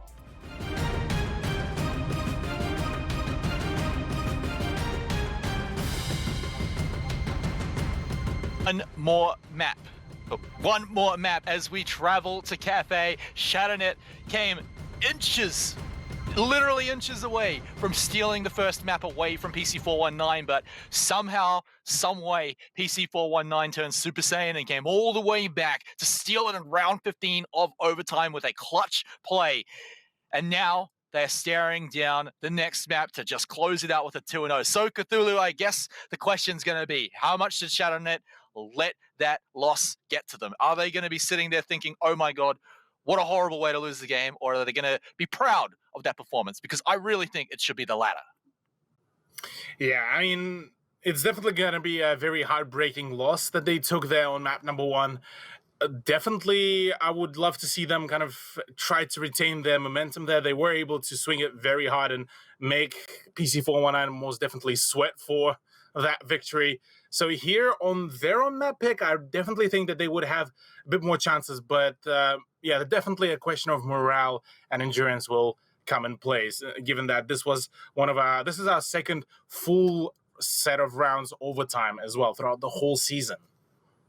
Yeah, and it might feel a little mean to say, but ShadowNet are kind of used to the taste of defeat by now. So even though that one did come a little bit close, they shouldn't be put off too hard from it. In fact, they should be ready to come back in and say, all right, guys, we can do this.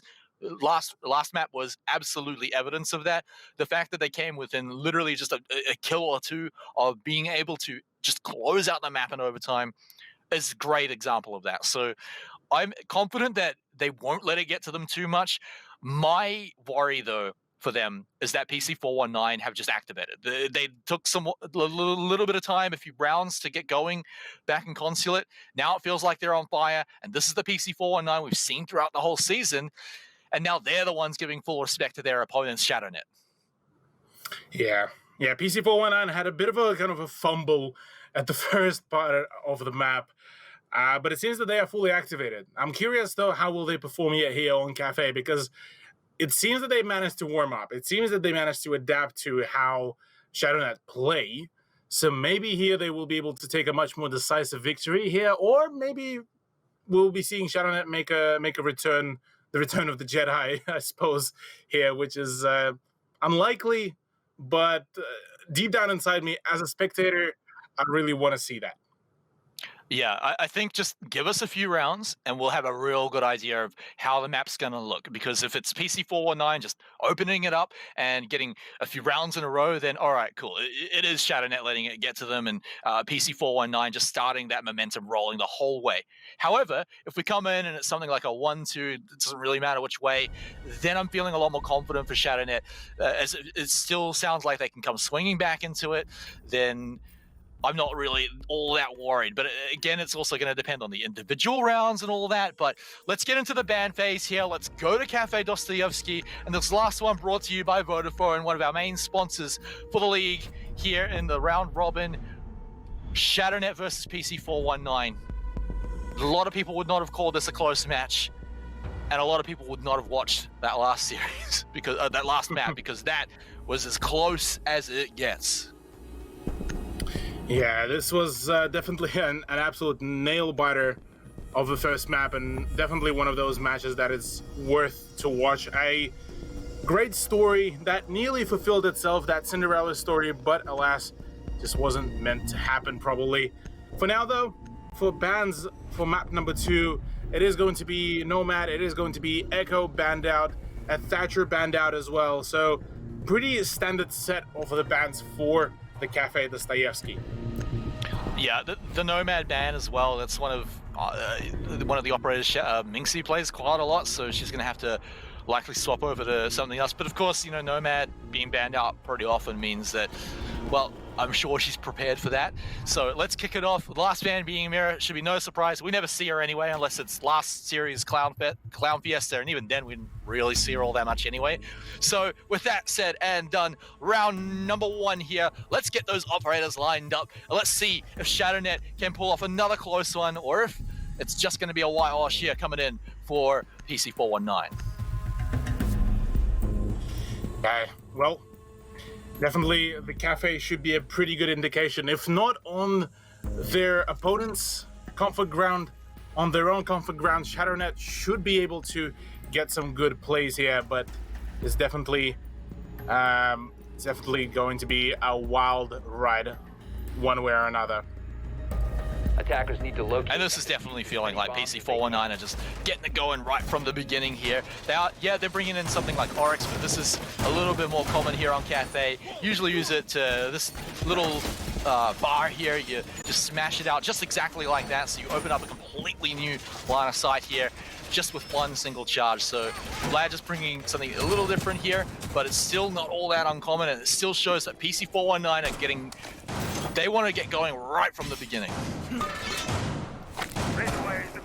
Yeah, curious how will How will it 10 start seconds off? left Well, before insertion. looking at the lineup of the operators, probably once again the only oddity here is going to be the Oryx, as he's been kind of seeing rather more of a pick for his roaming capabilities and his gun rather than his ability to dash through the walls or jump through the hatches. So we'll have to see how things will happen here and unveil themselves. But apart from that, there's nothing really too unusual on the side of ShadowNet.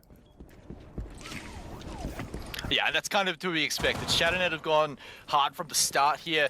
They know that PC419 are very respectable opponents, so they want to just come in here with their full strength right from the beginning. They did very much make PC419 work super hard for that one. Now we're beginning to open up all of these hatches. ShadowNet now starting to approach from the roof, but of course they're coming in from a few different angles here. So this is going to be PC419 looking to be ready for it. Of course, they're all hanging pretty far back, so this should just be ShadowNet slowly but methodically clearing out each room. I will have to see how far can they make it. Already a pretty quick breach into the minibar of Piano, where Tesla is going to be the first person to contest the angles. He has plentiful amount of utility there to try to keep him safe from all the grenades. And oh, that is a pixel angle and a half. So many flashbang indicators. Oh my lord. So much spam there to be done, and Tesla, oh, so blind, but yet still was able to really save himself. So much stuff is being dumped there to just force him off the position. And Minxie does finally find the shot onto Noob, but oh my god, that is just... Oh, That was everything. I will be I scared. mean, Yeah, if that is scary. if they had the kitchen sink to throw over at him, they would have thrown that one too. So Tesla, lucky to get out of there with his life. But of course, like you said, Minxie picking up Noob, that's an excellent start. The smoke as well, so they can't even buy time as the round starts to draw to a close. So ShadowNet can take this one nice and methodically, especially as they can pick up yet another one onto Tesla. All those magnets now going to be out of here. It's going to be likely up to Pun to try and clutch out a save here if he's going to be able to get a big roam play coming out. Minxie a little low, but that should be no problem. She hangs out inside the window quite often, holding down these angles, so quite often she'll be quite safe, just has to watch out for the runouts. But other than that, she'll be all right. Space, though, that's not someone you want to be dropping down right now. This could be PC419's ticket back into the show, but it's just one ticket. They need a few more. Time to ring some ears. Yeah. Here, said that the breach will be done and will be successful. I believe it was into the bathroom, but nonetheless, it's still quite some progress. PC419 still seeming to be falling apart, but only 6 seconds remaining. Vlad is the last man to try to deny the plant, and oh, the plant is actually not going to be done. It will be only stuck at the last moment, so if Vlad is able to find that shot, he would be able to steal away the round, but not today, not for the first round. ShadowNet are the ones to claim the dub. Real strong opening coming out from the ShadowNet team here as despite a metric ton of utility being thrown right at the one eye, they still managed to pick out a few frags here real early on, really important ones too, so they can take the rest of the map nice and methodically. So great opening coming from ShadowNet. Really enjoying it. I think we need a few more rounds to really see exactly how the rest of this one's going, but already I'm feeling pretty good about ShadowNet and that they can stop the momentum of PC419 even after that last map where, well, they were just winning round after round and stealing them away in overtime. Yeah.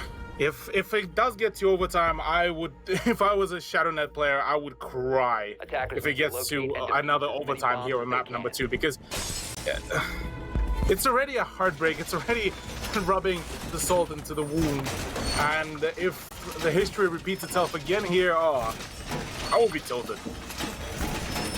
I mean, you might be tilted, but to me, I don't think ShadowNet's a team that's going to let it get to them too much. Maybe after the series, they'll look back and think, man, I wish we got that last round. I wish we didn't let PC419 clutch it out. But right now, they should be thinking the positive. They should be thinking that it was an example that they can take it to PC419 and that it's not just a big David and Goliath match where it's the bottom relegation team facing off against this tried and tested roster against PC419. No, it's a lot closer looking than that, despite what the leaderboard might tell you. So I think ShadowNet should be feeling good about this throughout the series. They clearly haven't let it get to them so far, at least in the first round. Yeah, well,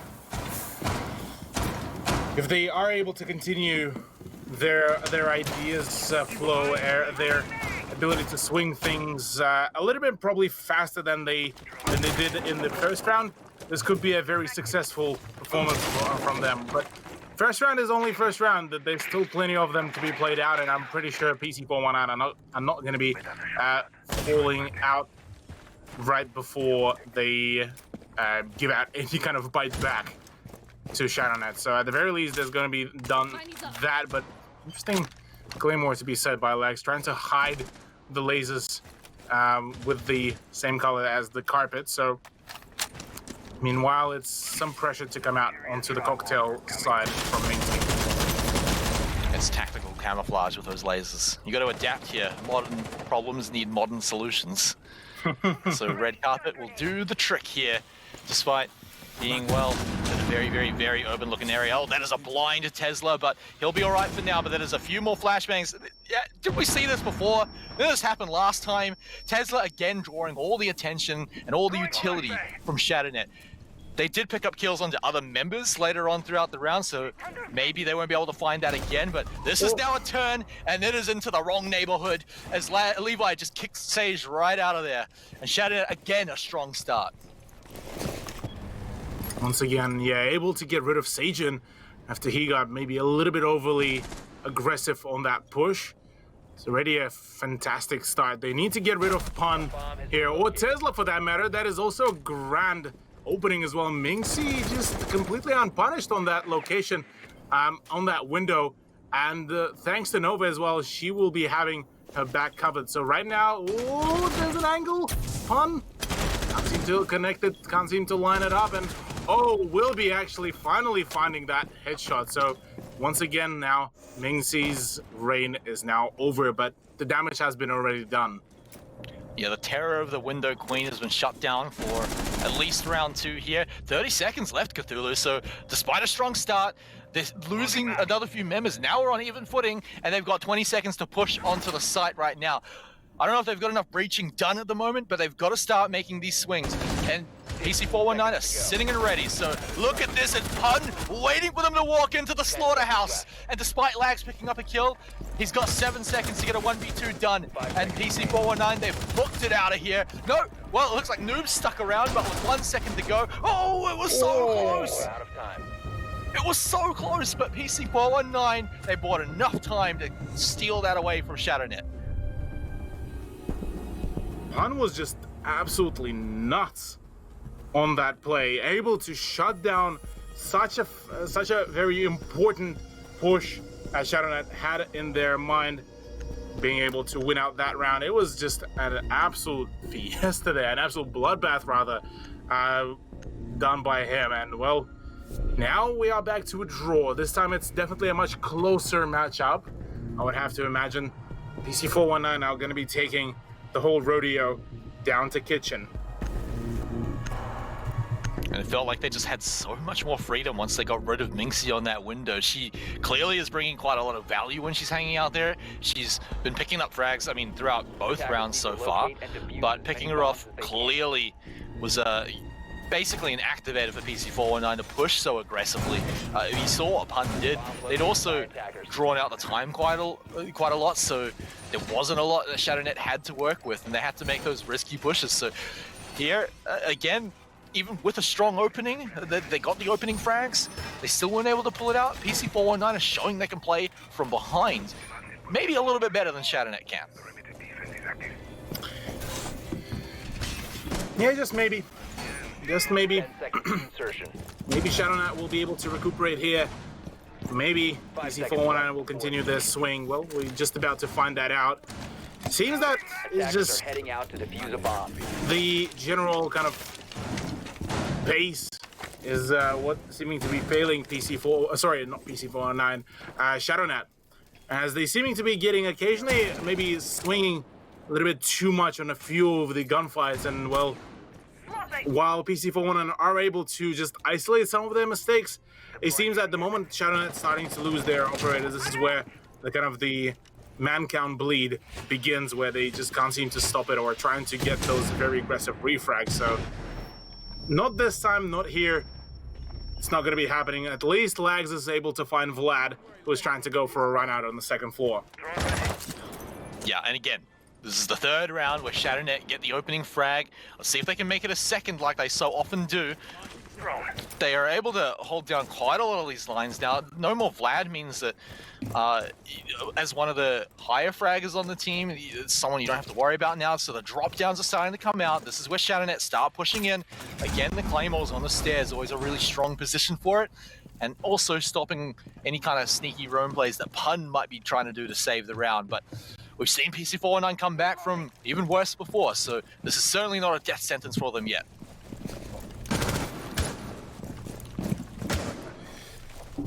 Well, but now it's a bit of a calm before the storm. ShadowNet just going in for a bit of a roam clear, just making sure that the whole top floor is theirs, and now they're gonna start applying pressure. Mingxi with the Jackal could actually give out a plentiful amount of information for her team. Same goes with Lags. His impact grenades could be able to open up a few very important positions, but it is a C4 that will be finding the demise of the captain of ShadowNet. That was a rough one to lose too, because now they don't have time and they don't have Mingxi to find out where Pun is, so they've got to start executing onto the site, and this whole time, Pun's going to be in the back of their minds, and that execute could be incredibly strong. As you can see, Pun, oh, actually Tesla super far back as well, so that could be pretty scary right now. Two scary roamers for PC419, and ShadowNet have to worry about these guys, but they don't have the time to, and they don't have the tools to. So the push is now going to come out. Pun and Tesla should be moving out any moment now. Gas grenades coming in, just buying even time. They have all three left, so ShadowNet, they're going to have to make a push through the gas with Pun and Tesla on their tails. Oh yeah, they definitely don't have any more time to really go in for the push, for the clear out. It is a 4v4. The bloodbath is about to begin. Pun finds one, Sajin as well to follow suit. Noob is also going to be pitching in, and it is just all over Red Rover.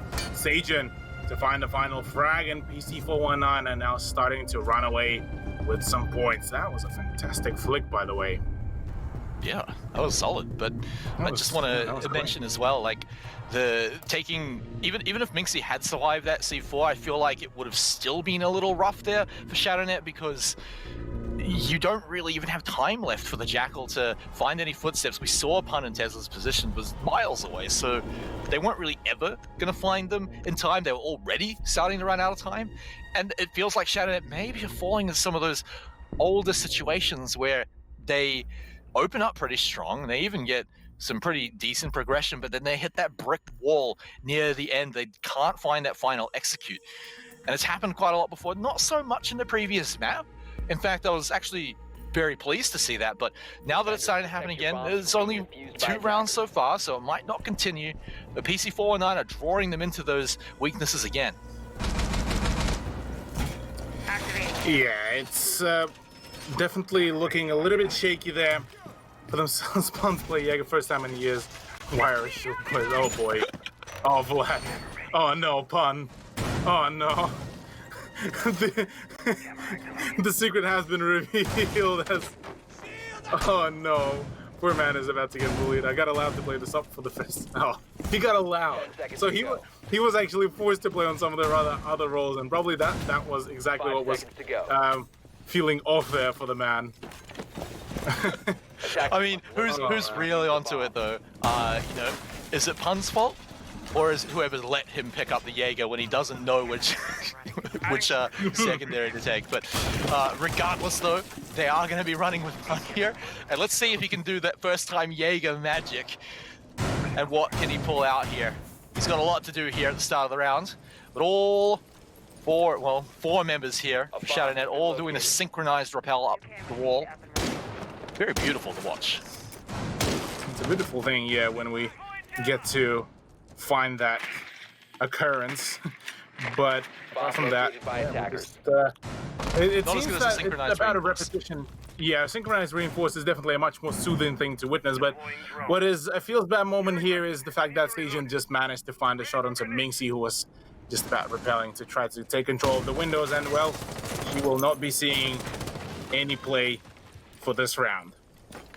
Yeah, now, right from the get-go, this is a rough one for ShadowNet. They have struggled in quite a few of the rounds where they've been behind right from the start. So now without the Captain Minxie, that's the IQ gone. All of the gadgets that PC419 are going to be hiding around the place, not going to be able to be taken out. So pretty rough one to lose that. Gas grenades coming out nice and early just to get a bit of damage, a bit of denial, and keep Vlad safe here in his position. But he may be starting to worry a little bit as the flashes are starting to fly out and start to push him back. Well, he's starting to hold the tunnel, and what's this? What's this? Is that Levi crawling around on the ground? It appears that Levi got downed halfway through that whole rumble, and well, will be picked back up so that early he's back into the fray, back into the game. A breach will be coming through, which should allow ShadowNet another avenue to push through, but it seems that Vlad so far is not planning to let them through just yet. Yeah, he's likely to chuck out the one last gas grenade, probably just use it to buy all the time here, but now they're going to make the most of that time that they bought, actually finding the final blow onto Levi with that gas, and well, I'm sure he's stoked with that, probably didn't expect it, but now we're just 2 members left. Make that one for ShadowNet, and this is all but done and dusted. Looking for a flawless round here for PC419. Space Prison wanting to deny it, but he will not be allowed. And there's another one here for PC419, really starting to get this ball rolling. And this is a scary thought here for ShadowNet as well. They're the ones that have been struggling to keep up the pace, and seeing PC419 run away with so many points here, that is already quite an upset and a half here. So maybe this is about to be all over Red Rover for them, or maybe they might just be able to pull a comeback once they're gonna be coming to the defense. Yeah, but I think this is enough rounds now to really say what we were thinking about at the start is, are they going to be able to stop the fully activated, the prime PC419? Now that ShadowNet had a really good first map, it looks like the answer is unfortunately no, because PC419 are just having such strong rounds now. It's getting better and better. These openings have been incredibly strong. They're reading ShadowNet like a book on a lot of these plays. And, well, I don't think, even though ShadowNet have been playing some incredible matches tonight, and perhaps even the best they've had throughout the entire season, it's still not enough to have a full power PC419 team against them. Yeah. At the very least, like I mentioned before, at the end of the first map, 10 seconds at the remaining. very least, they are able to acquire a plentiful amount of experience for their future games. So if they will choose to stick around and play Siege further down the line competitively, they just might be able to find themselves at that much needed improvement. Yeah, somehow I think we'll be seeing this team again. If not all the players, the team certainly will be sticking around, and the players themselves will certainly show up at some point too, whether it's with ShadowNet or not. And I think, again, they can be super proud of what they achieved tonight so far. And that said, I mean, this is still not done here on KAFE. There's still plenty of time for them to get something finished here, and you know, I might be calling it for them a little bit early, but it's just a prediction for now. And ShadowNet, well, I'd be happy to see them prove me wrong here, but it has to really start to get going now before PC419 continue the onslaught. Oh yeah, most definitely. They need to slow down the bleed as much as possible, because right here, right now, things are looking quite shaky for ShadowNet. Maybe this is going to be the round where they find their return on some of these plays. Well, so nice quick breach is a good start for ShadowNet. A team that quite often gets caught out by the timer. You definitely want to be moving quickly. It looks like this is looking a little better. Tesla is holding a very aggressive little angle here. He can easily peek around the corner. He's got plenty of magnets, the ballistic shield to keep him safe.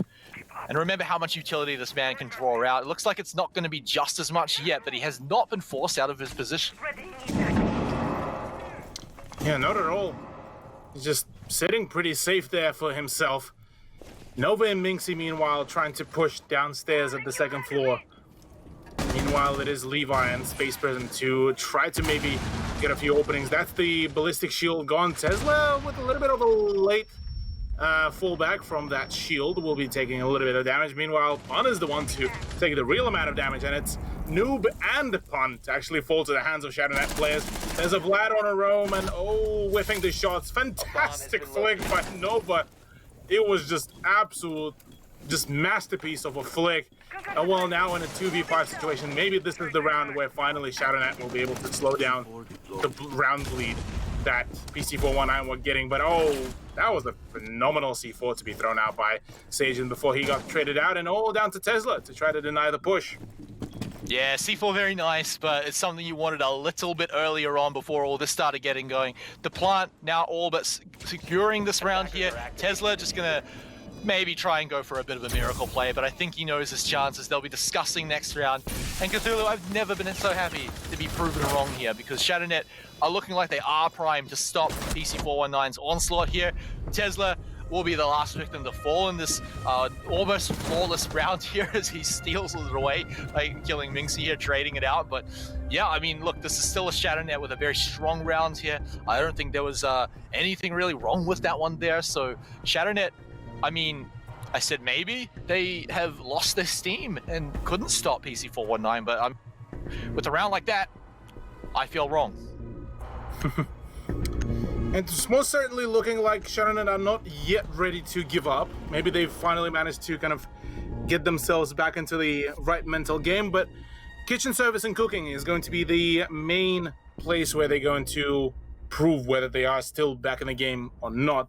They need that third round for themselves to even up the round count against PC419's defense.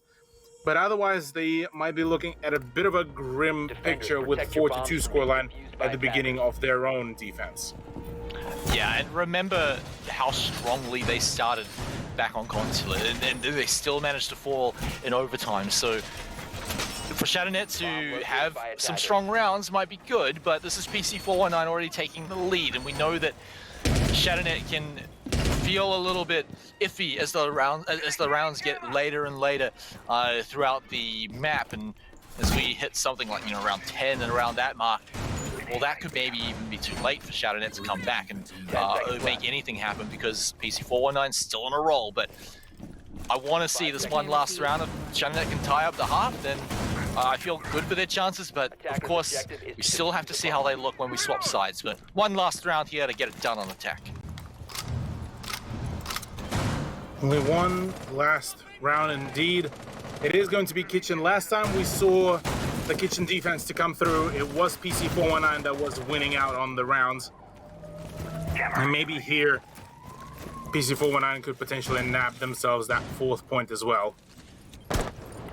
Yeah, but that would be a pretty scary story if you're ShadowNet, right? Oh, yeah. You're feeling good, you're feeling great about the comeback, but after a good, almost flawless round, but yeah, PC419 exit the half of the 4-2 scoreline, then things are looking pretty grim here, unless they are going to be gods on defense. So maybe that's the case, because this is their map pick, and they'll get their preferred side second, but now, or likely their preferred side second, but the drone army is going to be scouting out absolutely everything. Double the drones, double the vision, and now they're finally going to be splitting up here and checking out everything, leading Nova and Lags here on their mission towards the site, getting a lot of progress out here through KAFE. Plenty of progress is going to be made, but how valuable is going to be rather the question, at least personally for me. ShadowNet, they're quite fluent on getting that initial momentum going for themselves, getting those openings, getting some of the breaches going, but what they do after that with those breaches is rather the bigger question, and how are they able to really perform? Well, performing is what Space Prism is looking to do in this round, as Sage is now out of the table, and so with that, they're setting themselves up. Remember, ShadowNet, get a little iffy when we get that timer a little low, but this is a good enough amount of time to set up the final few breaches that they might need. You've already got Nova sitting up above, easily able to open up the floor, get that great position. They've got to watch that clock and not get caught out with too little time to make the final play. There's still 4 members of PC419 waiting for them. Still plenty of names to really cross off the list for ShadowNet, but the timer is starting to tick down. Lags finally does able to get a pick in the bakery side, so that is another opening, and Levi should be able to acquire himself a very quick and easy breach. The main question is going to be Vlad with that very questionable peek, but it's a peek nonetheless, which should potentially catch Minxie off guard the moment the play is going to come through, but it's Space Prism from behind. The backdoor breach on Vlad will be coming through, and Noob is the one to actually get the play. Oh, that is going to be a critical one. One taps the diffuser platter, and the time is running low. There's a overplay from above, and the time will be running low and out. PC419 to claim round number 4 and steal it from ShadowNet.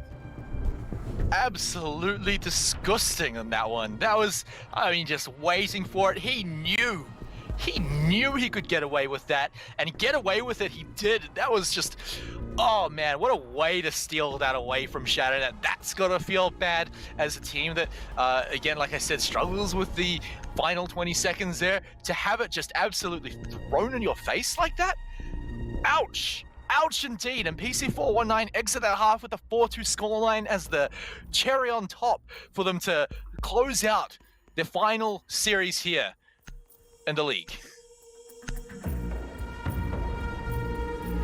Yeah, man, this is, I mean, look, if there's a way to tilt, yeah, I'm lost for words. I would imagine ShadowNet are going to be lost for words even more so, as I don't think they would have expected that, and they were looking pretty desperate to get that plan down. So, I could well, they got to recoup themselves. I could feel that pain. Yeah, well, they got to recoup themselves. They don't have that opportunity to just say, all right, guys, you need to take a timeout. That was a pretty rough one. Let's discuss it. No. You're getting right back into the action here. PC419 on the flip side of that. Oh, I mean, just imagine the comms right now. They're probably cheering on Pun. They're just feeling stoked to win a round in that fashion. Teams love doing that, especially on stream. So you can imagine that it's just the opposite effect for PC419. They're feeling fantastic right now.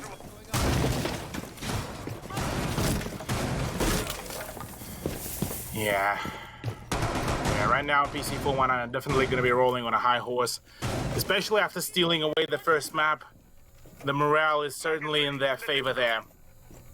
Whereas on the side of ShadowNet, everything is definitely looking a little bit sketchy there. Each and every step, each and every part for potential success will be questioned there by themselves, I would imagine. And right now, they need to make sure that they nail these shots, they nail the communication, because it seems that the last moment info gathering is what's seeming to be lacking quite severely. Yeah, and now, of course, with being able to flip-flop over to the other side, they're going to have a chance to maybe pull out a much better half here. Remember, this is probably going to be their preferred side here, or at least PC419's not preferred side. And so, again, this is where we've got Lags now going to be hanging out. He won't have any magnets to help him out. He may have one ADS. I don't think I saw one around, but oh yeah, no, there's one just in front of the Vulcan shield. So, going to be able to keep him nice and safe, make sure it doesn't get blown up either. Right in front of him. He'll be able to hold this line for quite a while. That's an early C4 from Minxie, but absolutely no one there. Yeah, nobody there will be yet, but at the very least, that's an opening and a hole in the floor that PC419 will have to worry about. ShadowNet, meanwhile, will be applying some more pressure. There is still a fair bit of breaching to be done, and, well, the Goyo shield will be detonated. And Vlad already claiming the passive kill onto Minxie. That is a very unfortunate turnaround, but it is what it is. Levi, though, meanwhile, is able to get the revenge onto Tesla, so trading out the Goyo for the Zoff, that's already a pretty solid round. Yeah, you'll be all right with that, especially with only 50 seconds to go. Now you're demanding PC419 start moving on, and you don't have Tesla to drain out any ADS that might be left or flush out any defenders. You just got to go in pretty hard with some of these pushes. 37 seconds, find a way to make it work. They're trying to find something through some of these walls here, but still not getting anything. They're getting a bit of information, but they don't have any time left to really start confirming everything that's left. They've got to start making the push, and it's got to start happening now. The final breach to give them an extra bit of line of sight here, but it could be a little dangerous. Now the gas grenade's coming out. Only 15 seconds to go, and so they're going to have to run through these or find these frags and space prism, and it's just a trade, in fact, onto the defuse. And now Sage getting that plant just about completed. There it goes right now through. We're in a post-plant situation. PC419 looking to defend the site with not a whole lot left. And now ShadowNet. We've got 3 very healthy looking members to hold down the line. Sage in a very risky spot, not a whole lot of health, has to fall back pretty far. Gas grenades now being used offensively to retake the site here. Vlad rotating pretty hard here to try and find a very different angle to take them by surprise. Nova's already taken down Sage, and well, his plan just fell apart as hard as he fell down that hatch. Yeah, that was a very interesting turnout of the round, but nonetheless, ShadowNet able to claim yet another round for themselves, shortening the round disadvantage by only a single round there against PC419. So maybe potentially starting their comeback tour here, or maybe it's just a slight hiccup for PC419's potential finisher sometime very soon for this map. Yeah, it felt like there was just not really enough time for PC419 to make it happen with what they had left to do, and so bit of a hard one to push. The fact they got the plant down was pretty good, but they paid just a little bit too much for it, and they tried to make something creative happen here, but even as creative as that was, ShadowNet were very well prepared with plenty of traps in the way. The defuse pretty much already getting disabled during that process, so just too little for PC419 to work with to really make that post plant work. And with that, like you said, now just a point difference between them. We could be seeing a bit of a flip side from the previous map where it's ShadowNet making the comeback into overtime, but PC419 still have to win a few more to even confirm that. Yeah. There's still plenty of rounds. I mean, PC419 are still only 3 rounds away from potentially claiming the map, so still a whole lot of things could happen here between the two teams. I don't think it will be a full-on sweep by PC419, and I still reckon that we're going to be seeing at least 1 more or 2 more rounds from ShadowNet, if not a reverse sweep, but that's still all just a theory at this point, as we are just nearing the beginning of all the action for round number 8. But I mean, overall, this has been already just an absolute banger of a matchup. Initiating jammer. Yeah, well, I mean, what a good series for something we were kind of riding off as a little bit of a one-sided match with PC419 being the favorites. Here they are showing why they are the favorites, but ShadowNet certainly not showing why they're one of the bottom table teams right now, because they are showing up to PC419 here, and it's again something they should be proud of, and they should be proud of this opening too, because Noob, well, PC419 are going to have a bit of a slower push here without that big hammer. Yeah, most definitely. That is also one of the sets of frag grenades completely gone. I believe without any use being seen, so Sagen is the only one remaining with the frag grenades. And he's making a few sidelines, a few openings for his team to try to maybe find some frags here. Sagen is trying to find one of those camera angles, or well, maybe drones, but instead, meanwhile, there's a fantastic trade out. Lags with the C4 is able to get rid of Vlad, and now it is a 3v4 still advantage for ShadowNet. Nonetheless, though, really important trade back here, keeping the lead so important, and with only 3 members to make a push happen, it's going to be pretty rough. No more IQ means no more finding out where the last few gadgets are. Sage should be looking for a pretty easy breach here. through the electrified wall, but of course, it's a dangerous job as the Maverick because you get that, you go up and give the wall a hug. But there it is, the final wall now broken open here, and this should be PC419 trying their best to make a push, but ShatterNet, they've been waiting, they know what's coming, and they are ready to take it to PC419, who need to make the push here. The diffuser still in an awkward spot. It may need to be the frags to pull out the win here. Tesla and Pun have to find some magic, maybe a fairy tale. Already, the gas grenades are going to be blocking any kind of angles they'd be looking for to get these frags. Still plenty of utility here for Tesla. He's only used one so far. Now we're going to be breaking down the shields, draining the ADS. And can he find the most important thing, which is these frags? 25 seconds, Cthulhu.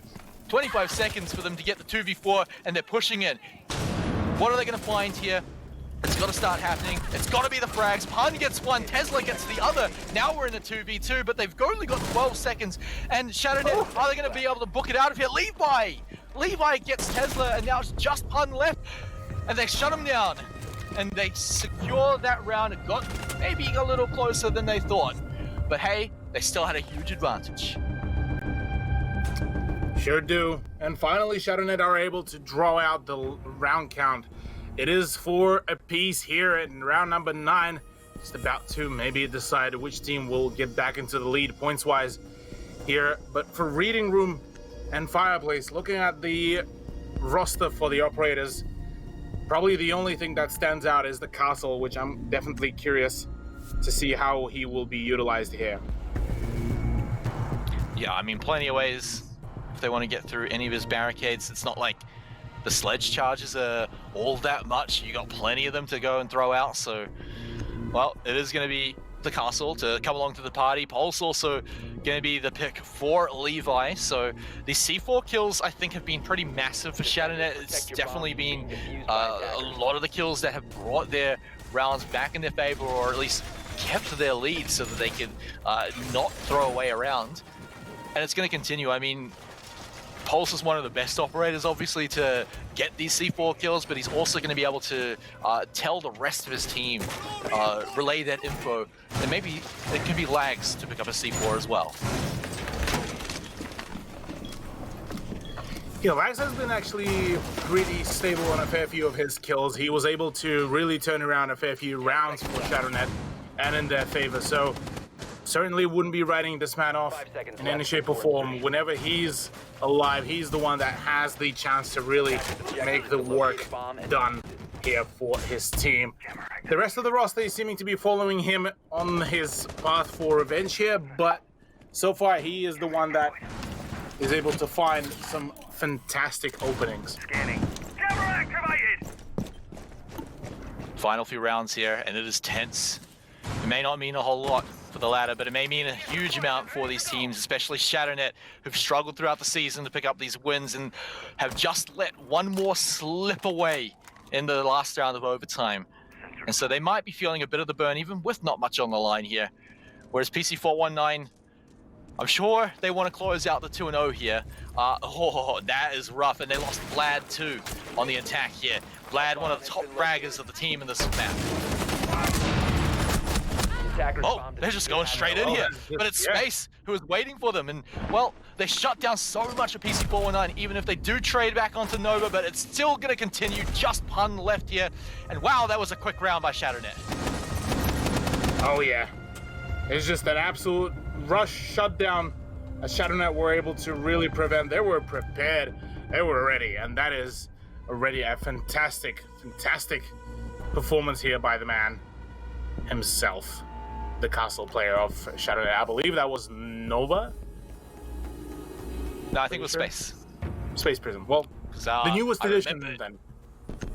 Yes, yeah. Well, regardless though, this is still now ShatterNet finally taking the lead here over on their map pick, KAFE. They are so close once again to stealing a map away from PC419. They've worked so hard all night, but that is not to discredit the effort that PC419 have been putting in here. They've been keeping ShatterNet at bay throughout this map, throughout the last map, even coming back from a huge deficit.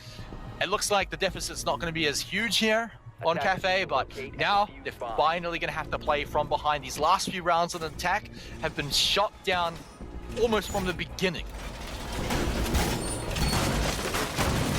Yeah, the moment Shadownet are able to acquire that early round advantage, the moment they are able to slow things down from the get-go for PC419, this is where the currently attacking roster will start struggling. Now the big question here for me, Smite. Shadownet are only one round away from a match point. They were able to very convincingly close out previous round. Now, if they will get after this round to the match point, do you think that we will be seeing the firm closure of that round from Shadownet, or whether we will be seeing it slip away once again by PC419? Well, see, the thing is, Cthulhu, they've been having a much better performance now that they get to go onto defense. And well, until we get to overtime, they're going to be on defense for the rest of the game here. So I think if they can find a match point here, then that's going to be a few rounds in a row where they've won, where they've shot down PC419. And so what's another one in the bag for them? So I think, yeah, if they make it to the match point, they're primed to take that victory. Of course, that said, PC419 are always ready to come back, and this is looking like a round where perhaps they actually get to have all 5 members more than a minute into the game. Of course, I'll hold my breath here because Shadownet have been great on their opening frags. But let's see what PC419 can do if they do get in with a 5-man squad. Yeah, with a 5-man squad of PC419, they're going to be quite a scary force. I'm curious how will they make that first entrance, because so far they seeming to be a little bit hesitant. The moment they're going to get rid of that shield, I would imagine that this is where the main push will start coming through. First breaching charge to be used by Pun. I'm not too particularly sure where exactly that came from, but nonetheless, I believe that was able to get rid of one of the few utilities that the defenders had. Oh, almost, but of course that one's not going down, but here we go. Yeah, like you mentioned, some of the utility now down, but a lot of doors now open here for Shadownet's defense, and facing down the full 5-man roster, this could be a bit of a harder match right now. All still going according to plan throughout PC419, nothing going wrong. This is a lot of good information, finding out where all the remaining ADS are going to be sitting around, any magnets as well to help shut that one down. But that is now Space Prism on the ground, Levi all but dead, and we're getting a big push coming out from PC419. They still have a minute to go, but they haven't gone all the way just yet. They're holding down the lines. They've already found one onto Levi, and now we're about to continue this one. Do they take the bait? Does Levi, do they turn around the corner into his face? It looks like the answer is going to be no for now. Gas grenades now coming out. They still have a few to buy even more time, but Minxie hanging out downstairs. But Tesla, well, he was waiting. But is he going to be tricked? Is Minxie going to be waiting long enough? Yeah, he's still staring right down those stairs. But Minxie, well, she smells something's up as well, and she's happy to run down this clock. And so PC419, they're going to have to get that plant down soon. The last few gas grenades now done. Sage onto the ground, the diffuser along with him. This is devastating, and now the push comes out. Minxie gets her one done, Space Prism 2, the roam's working out, but PC419 bite back. 5 seconds though, Cthulhu, they're getting the plant done. They have to protect Vlad, who's the only one left, and he gets the plant. Can he stay alive? Oh no! And the answer is yes, so far. 1v2, can he clutch this one out? He has to find this kill, and he does. And it's only Minxie that stands in Vlad's way to tie up the series, tie up the map. 27 seconds. Minxie can take her time on this one, but she has to get it done, but Vlad is a monster.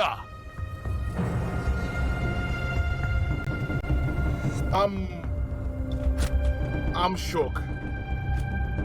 Honestly,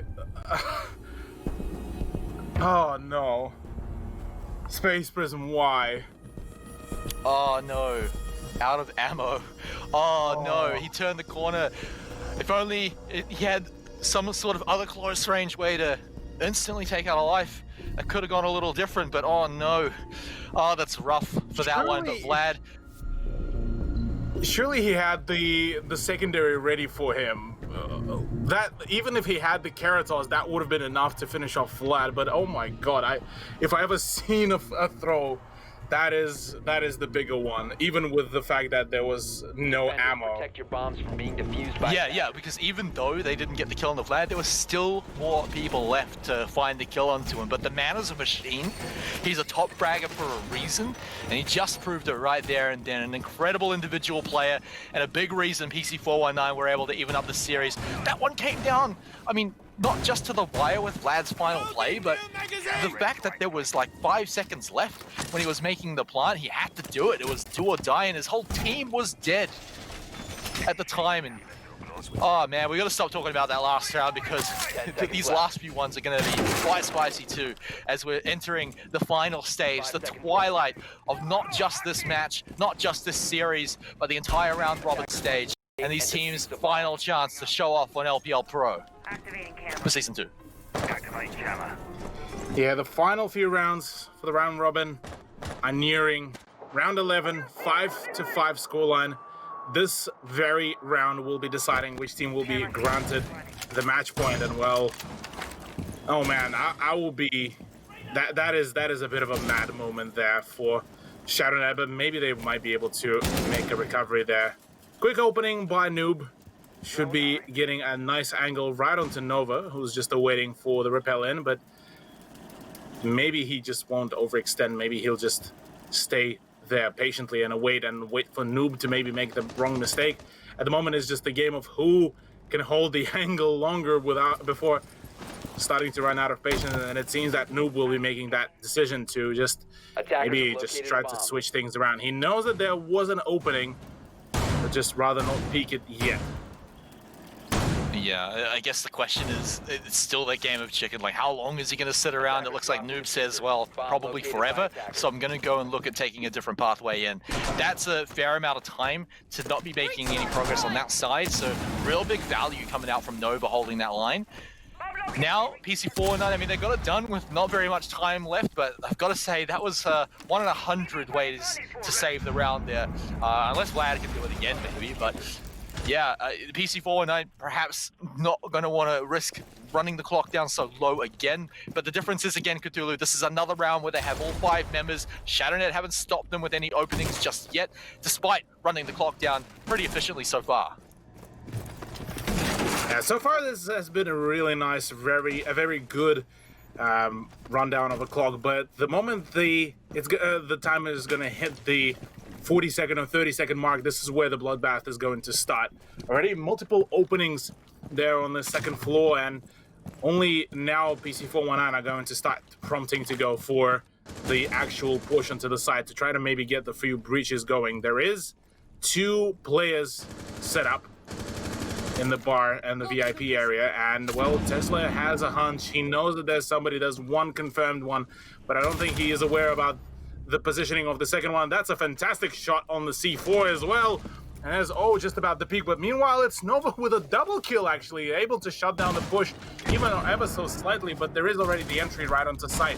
Space Prism to find a shot onto Tesla, and Sajin will actually be sticking the diffuser plan. He is gonna be all alone, but Vlad will try to run some confusion there, and oh my, this is going to be a bit of a interesting turnout of the events. There's all the pincer coming through, and Vlad needs to start running, but Nova will be able to stick through the plant denial, and well, diffuser will be destroyed and shut down, and just maybe a few centimeters away from ahead.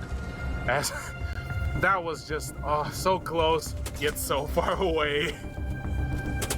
And then you can hear the bullets going over his head as well. But yeah, this is now ShadowNet again on match point.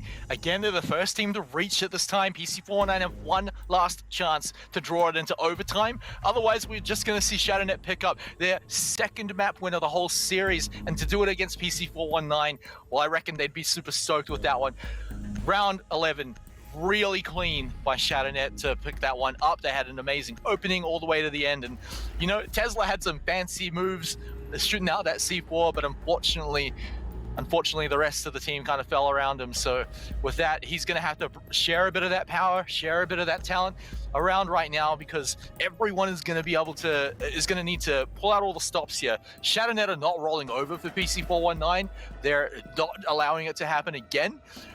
However, Protect your bomb. oh man, if we get to overtime, I could be a little worried, but let's find out what happens here on round 12, the last normal regulation match here, and PC419's last chance to stay alive here in what could be their very last round of LPL Pro in Season 2.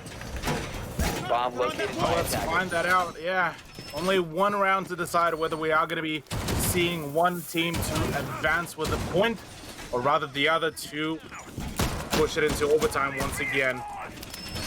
It's definitely going to be quite a painful thing to witness if it's going to go into the overtime once again, at least for ShadowNet, I would imagine. 5 seconds. But it is left. what it is. For now, we just have to play it out round by round and not let the pressure set in for them, because otherwise this is going to be just about all gone then. Good All right, setup well- for the side. Yeah, sorry, go on. Oh, well, I was going to say here that ShadowNet have started to prove that they don't need the opening frag, they don't need the PC419 to walk in with only 4 members to get a win. They've been doing it against them when they got inside with all 5 members, so I feel confident that ShadowNet can pull out this last one. It's essentially going to be theirs to throw away, kind of like that round that Vlad won, but if they can pull it out here, there shouldn't be too many reasons why they can't just get this last one here. They're oh so close. Overtime could be very scary for them, like you said, so let's just get it done and dusted here. PC419, let's go. See if they can find in their last chance to bring it in for overtime. Oh yeah, indeed. 2 minutes will be the showcase of which team is able to persevere through all the pressure. And now Pun is going to try to get some info gathering before any attempt at push will be made. A very passive setup is being made so far, and maybe a few more openings is going to be there just to get rid of a few more bits of utility. Already the entrance into the minibar has been done for the piano room, so that's already another avenue for the pressure, and that is a fair bit of the utility now being drained. A little bit of damage as well dished out, but Levi connects a headshot with the 44 Magnum, and that is an XD from Vlad. Exactly, that's how I would be feeling at that point. Getting tapped by Levi, that what thing. an absolute Chad. I mean, he saw Nova turn his back and able to, Vlad turns back, able to pick up that one shot. Minxie as well is continuing the tear. They may have lost lags, and Minxie may be a little trapped. Can she get the peak? No, she can't. So this is still PC419 to stay in this one. Nova, he's going to be able to buy a little bit of time, and PC419, they have a minute to go. So this is still absolutely fine, but they might want to start making progress if they don't want to be sucking in that gas grenade. Oh, that frag grenade could have been absolutely deadly. He needs to fall back a little bit further away because if another frag grenade could have been there, that would have been his demise. But no, it was only a singular frag grenade. They are about to prepare to go in for the push, and Space Prism might be the first person to try to respond back onto that push. Levi as well, trying to get the play, but instead it's Sagen to fall down. Some more pressure onto Pun, but he's low on health. Another pre-fire will be coming through. It is a 2v1 situation. Pun is the last man standing, 1 HP and a dream against Nova and Space Prism. 15 seconds left to go. It seems to be just about all over Red Rover, and finally, ShadowNet are able to claim the map here. And that is a massive feel-good moment. ShadowNet absolutely stoked. They may have had victory taken away from them back over on Consulate, but on KAFE, that is not the story. It is ShadowNet's story to steal it away and shut down PC419. So they should feel absolutely proud with that victory. All players, all 5 members stepping up today, and every one of them should feel absolutely great about that one. So shout out to ShadowNet. PC419, of course, they still get that 1 point to continue to hold their spot on that leaderboard, but of course, none of that was really in question today. This match was all about the teams showing their best ability, and that's it. And I think we got to see a beautiful game because of that. Yeah, it was certainly a very solid showcase at the end of the map. ShadowNet were able to finally make that push, finally able to persevere through all the challenges there. And yeah, it's certainly at the very least a finisher of the season on a high note. All right, and well, I mean, we've got perhaps my favorite player with my favorite plays from the round here today on the line, Vladi Krivet. Спасибо. Очень приятно, брат. All right, well, Thank you very much for the for audience your sake, I kind guess words. we'll have to go jump over to English here because I know I'm fluent in Russian, but we'll just have to do it for their sake. You may not have won the map here on KAFE, but do you have any words for Shadownet after a performance they pulled out like that? Good on them. Yeah, really happy for them. I'm sure they're happy with that result as well. Finishing off the season on a high, and like the first map was a nail biter as well. So Yeah, actually, run us through what was happening with map number 1. Yeah, that overtime was definitely quite cutting it close for you guys as well. yeah, well, I mean, I guess there wasn't many stakes in this game for us, so we just piling on the pressure for ourselves, get the comeback, 2-6 match point, Yeah, and just again, just before we move off of match 1, because match 2 is a little spicier. Did you guys start off maybe not? I don't want to say not respecting Shadownet, but did they maybe catch you by surprise and you had to maybe turn it up a little bit? No disrespect to Shadownet. It was more the occasion, like we were kind of from last night. We knew that it was over for us because of the other results, and so we kind of just went into it very lighthearted. But then at some point we were kind of like let's go back to a bit more serious, But it was nothing to do with the opposition or anything like that. All right. Well, I think let's ask you what's on everyone's mind. The round where you pulled off the absolutely godly clutch. Tell us what was going through your head. Give us the last 10 seconds rundown. It was kind of hard not to laugh while I was clutching. I'm not gonna lie. When that like that maestro man, he really scared me. And then I don't know, like it was very there was literally zero intel for us. And I kind of just went with the flow, just pure game sense, pure just whatever I could hear, little niggle, little wiggle anywhere, and just somehow I pulled it off. I'm honestly not gonna lie. I don't know how. Yeah, I mean that was definitely had us also at the edge of our chairs as well as to just what was in general happening, and then seeing Space Prism just. Yeah, I thought that you were goner as well, and then seeing after the round Space Prism say, "Oh yeah, I ran out of ammo on the LMGs." I was like, yeah, that's what I mean when he's just sprinting at me with like a big chunky, 80 magazine man is just sprinting at you. Like that was very scary for me. Yeah, that's some nightmare fuel there. Well, Vlad, with unfortunately you guys not able to make the playoffs this time, I want to ask what's next in the future for PC419. We do have some roster changes coming up due to just people, receiving other opportunities and whatnot. So stay tuned for that, and we'll definitely be back for next season, and definitely getting that top 4 spot this time. All right, well, I'm certainly very keen to see you guys come back in and crack some of that high potential we know you guys have. And, well, congratulations on getting through the season, making it, unfortunately not getting all the way, but still putting out some pretty spectacular games so far. Yeah, thank you very much. Have a good night, guys. Have a good one, mate. All right, and that, Cthulhu, wraps up all of our matches. We've got everything done.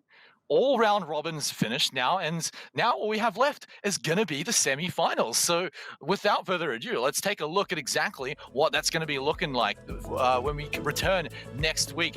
Well, before we do any of that, though, we're actually going to recap what we saw tonight, because, of course, we had some banger matches. FEROX and Bance pulling out a drawed series, and then Shadownet and PC419 just like that as well, getting the draw series with 2 overtimes. Yeah, 2 overtimes was, well, we saw one large overtime and another one was just about so close. But looking at the overall, the final rankings, it's Skyfire to lead after a fantastic showcase against Exto. FEROX and Bazaar locked in for the 3rd and the 4th place. And PC419 will be sitting on a double digits point, so they were just close and just a few points away from being the runners-up for the 4th place as well. So far, I mean, this has probably been a 10 times more competitive season comparative to season 1. So this has been already a fantastic treat for us, and I would imagine for the audience as well. Yeah, and speaking of treats, Cthulhu, next week we've got some absolute banger matches. Of course, those semi-finals are going to be coming up, so make sure you tune in next week at the exact same time, 8:30 p.m. New Zealand Standard Time, and we're going to see all of you Rainbow Six Siege fans for some of the most intense action of Season 2 LPL Pro next week.